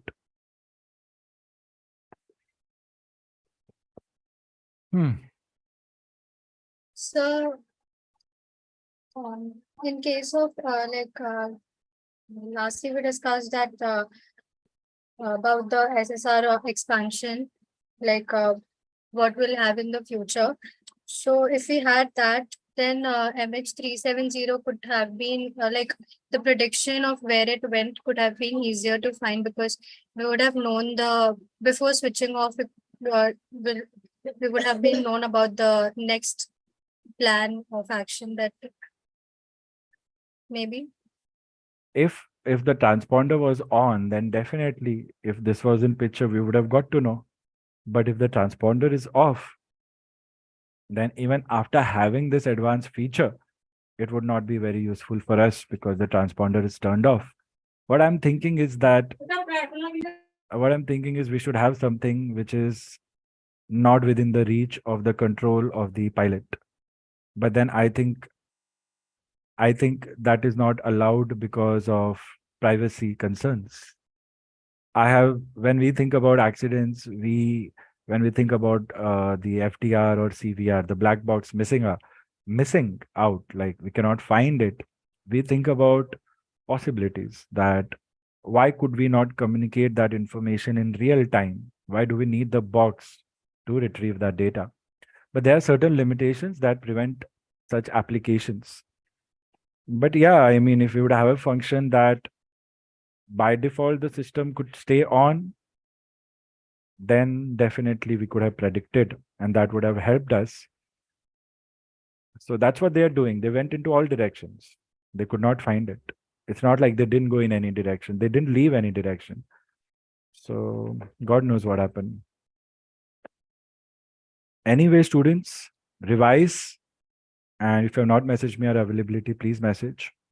I'll confirm the timings. Good to know you're all available. So in real time, I'll give you a heads up, at least an hour or a couple of hours, and then you attend the same day. Okay, that's what we'll do. And feel free to reach out to me. Just drop me a text if you need something. Okay, I'll try our best to get it done. And remind me if I've forgotten something. Okay, we are team, remember? So please help. And all the best. I'm pretty confident if you have studied everything thoroughly, the things that you have done so far, then nobody can take the attempt away from you. So based upon that, if you have not practiced, then practice. If you need something else, keep it known at least and keep working on that. Every day, give your time, 5, 6, 7 hours to navigation if you can afford to, and you're good to go, students, because you've already spent a lot of time and hours and effort. Okay, very happy to see a very happy class and very observant class. And in case you have any feedback, then feel free to share. Remember, the link is open. Playlist is K23. Air navigation is not specified on the playlist, just Kilo 23. All right, students? So I'll see you in the next session. Until then, take care, everyone. All the best and stay super positive. Please, that will help you. So I'll be the last person to leave. Please feel free to leave whenever you're free. Bye, sir. Goodbye, everyone. So. Thank you, sir. Bye, sir. Bye, students. Thank you, sir. Most welcome.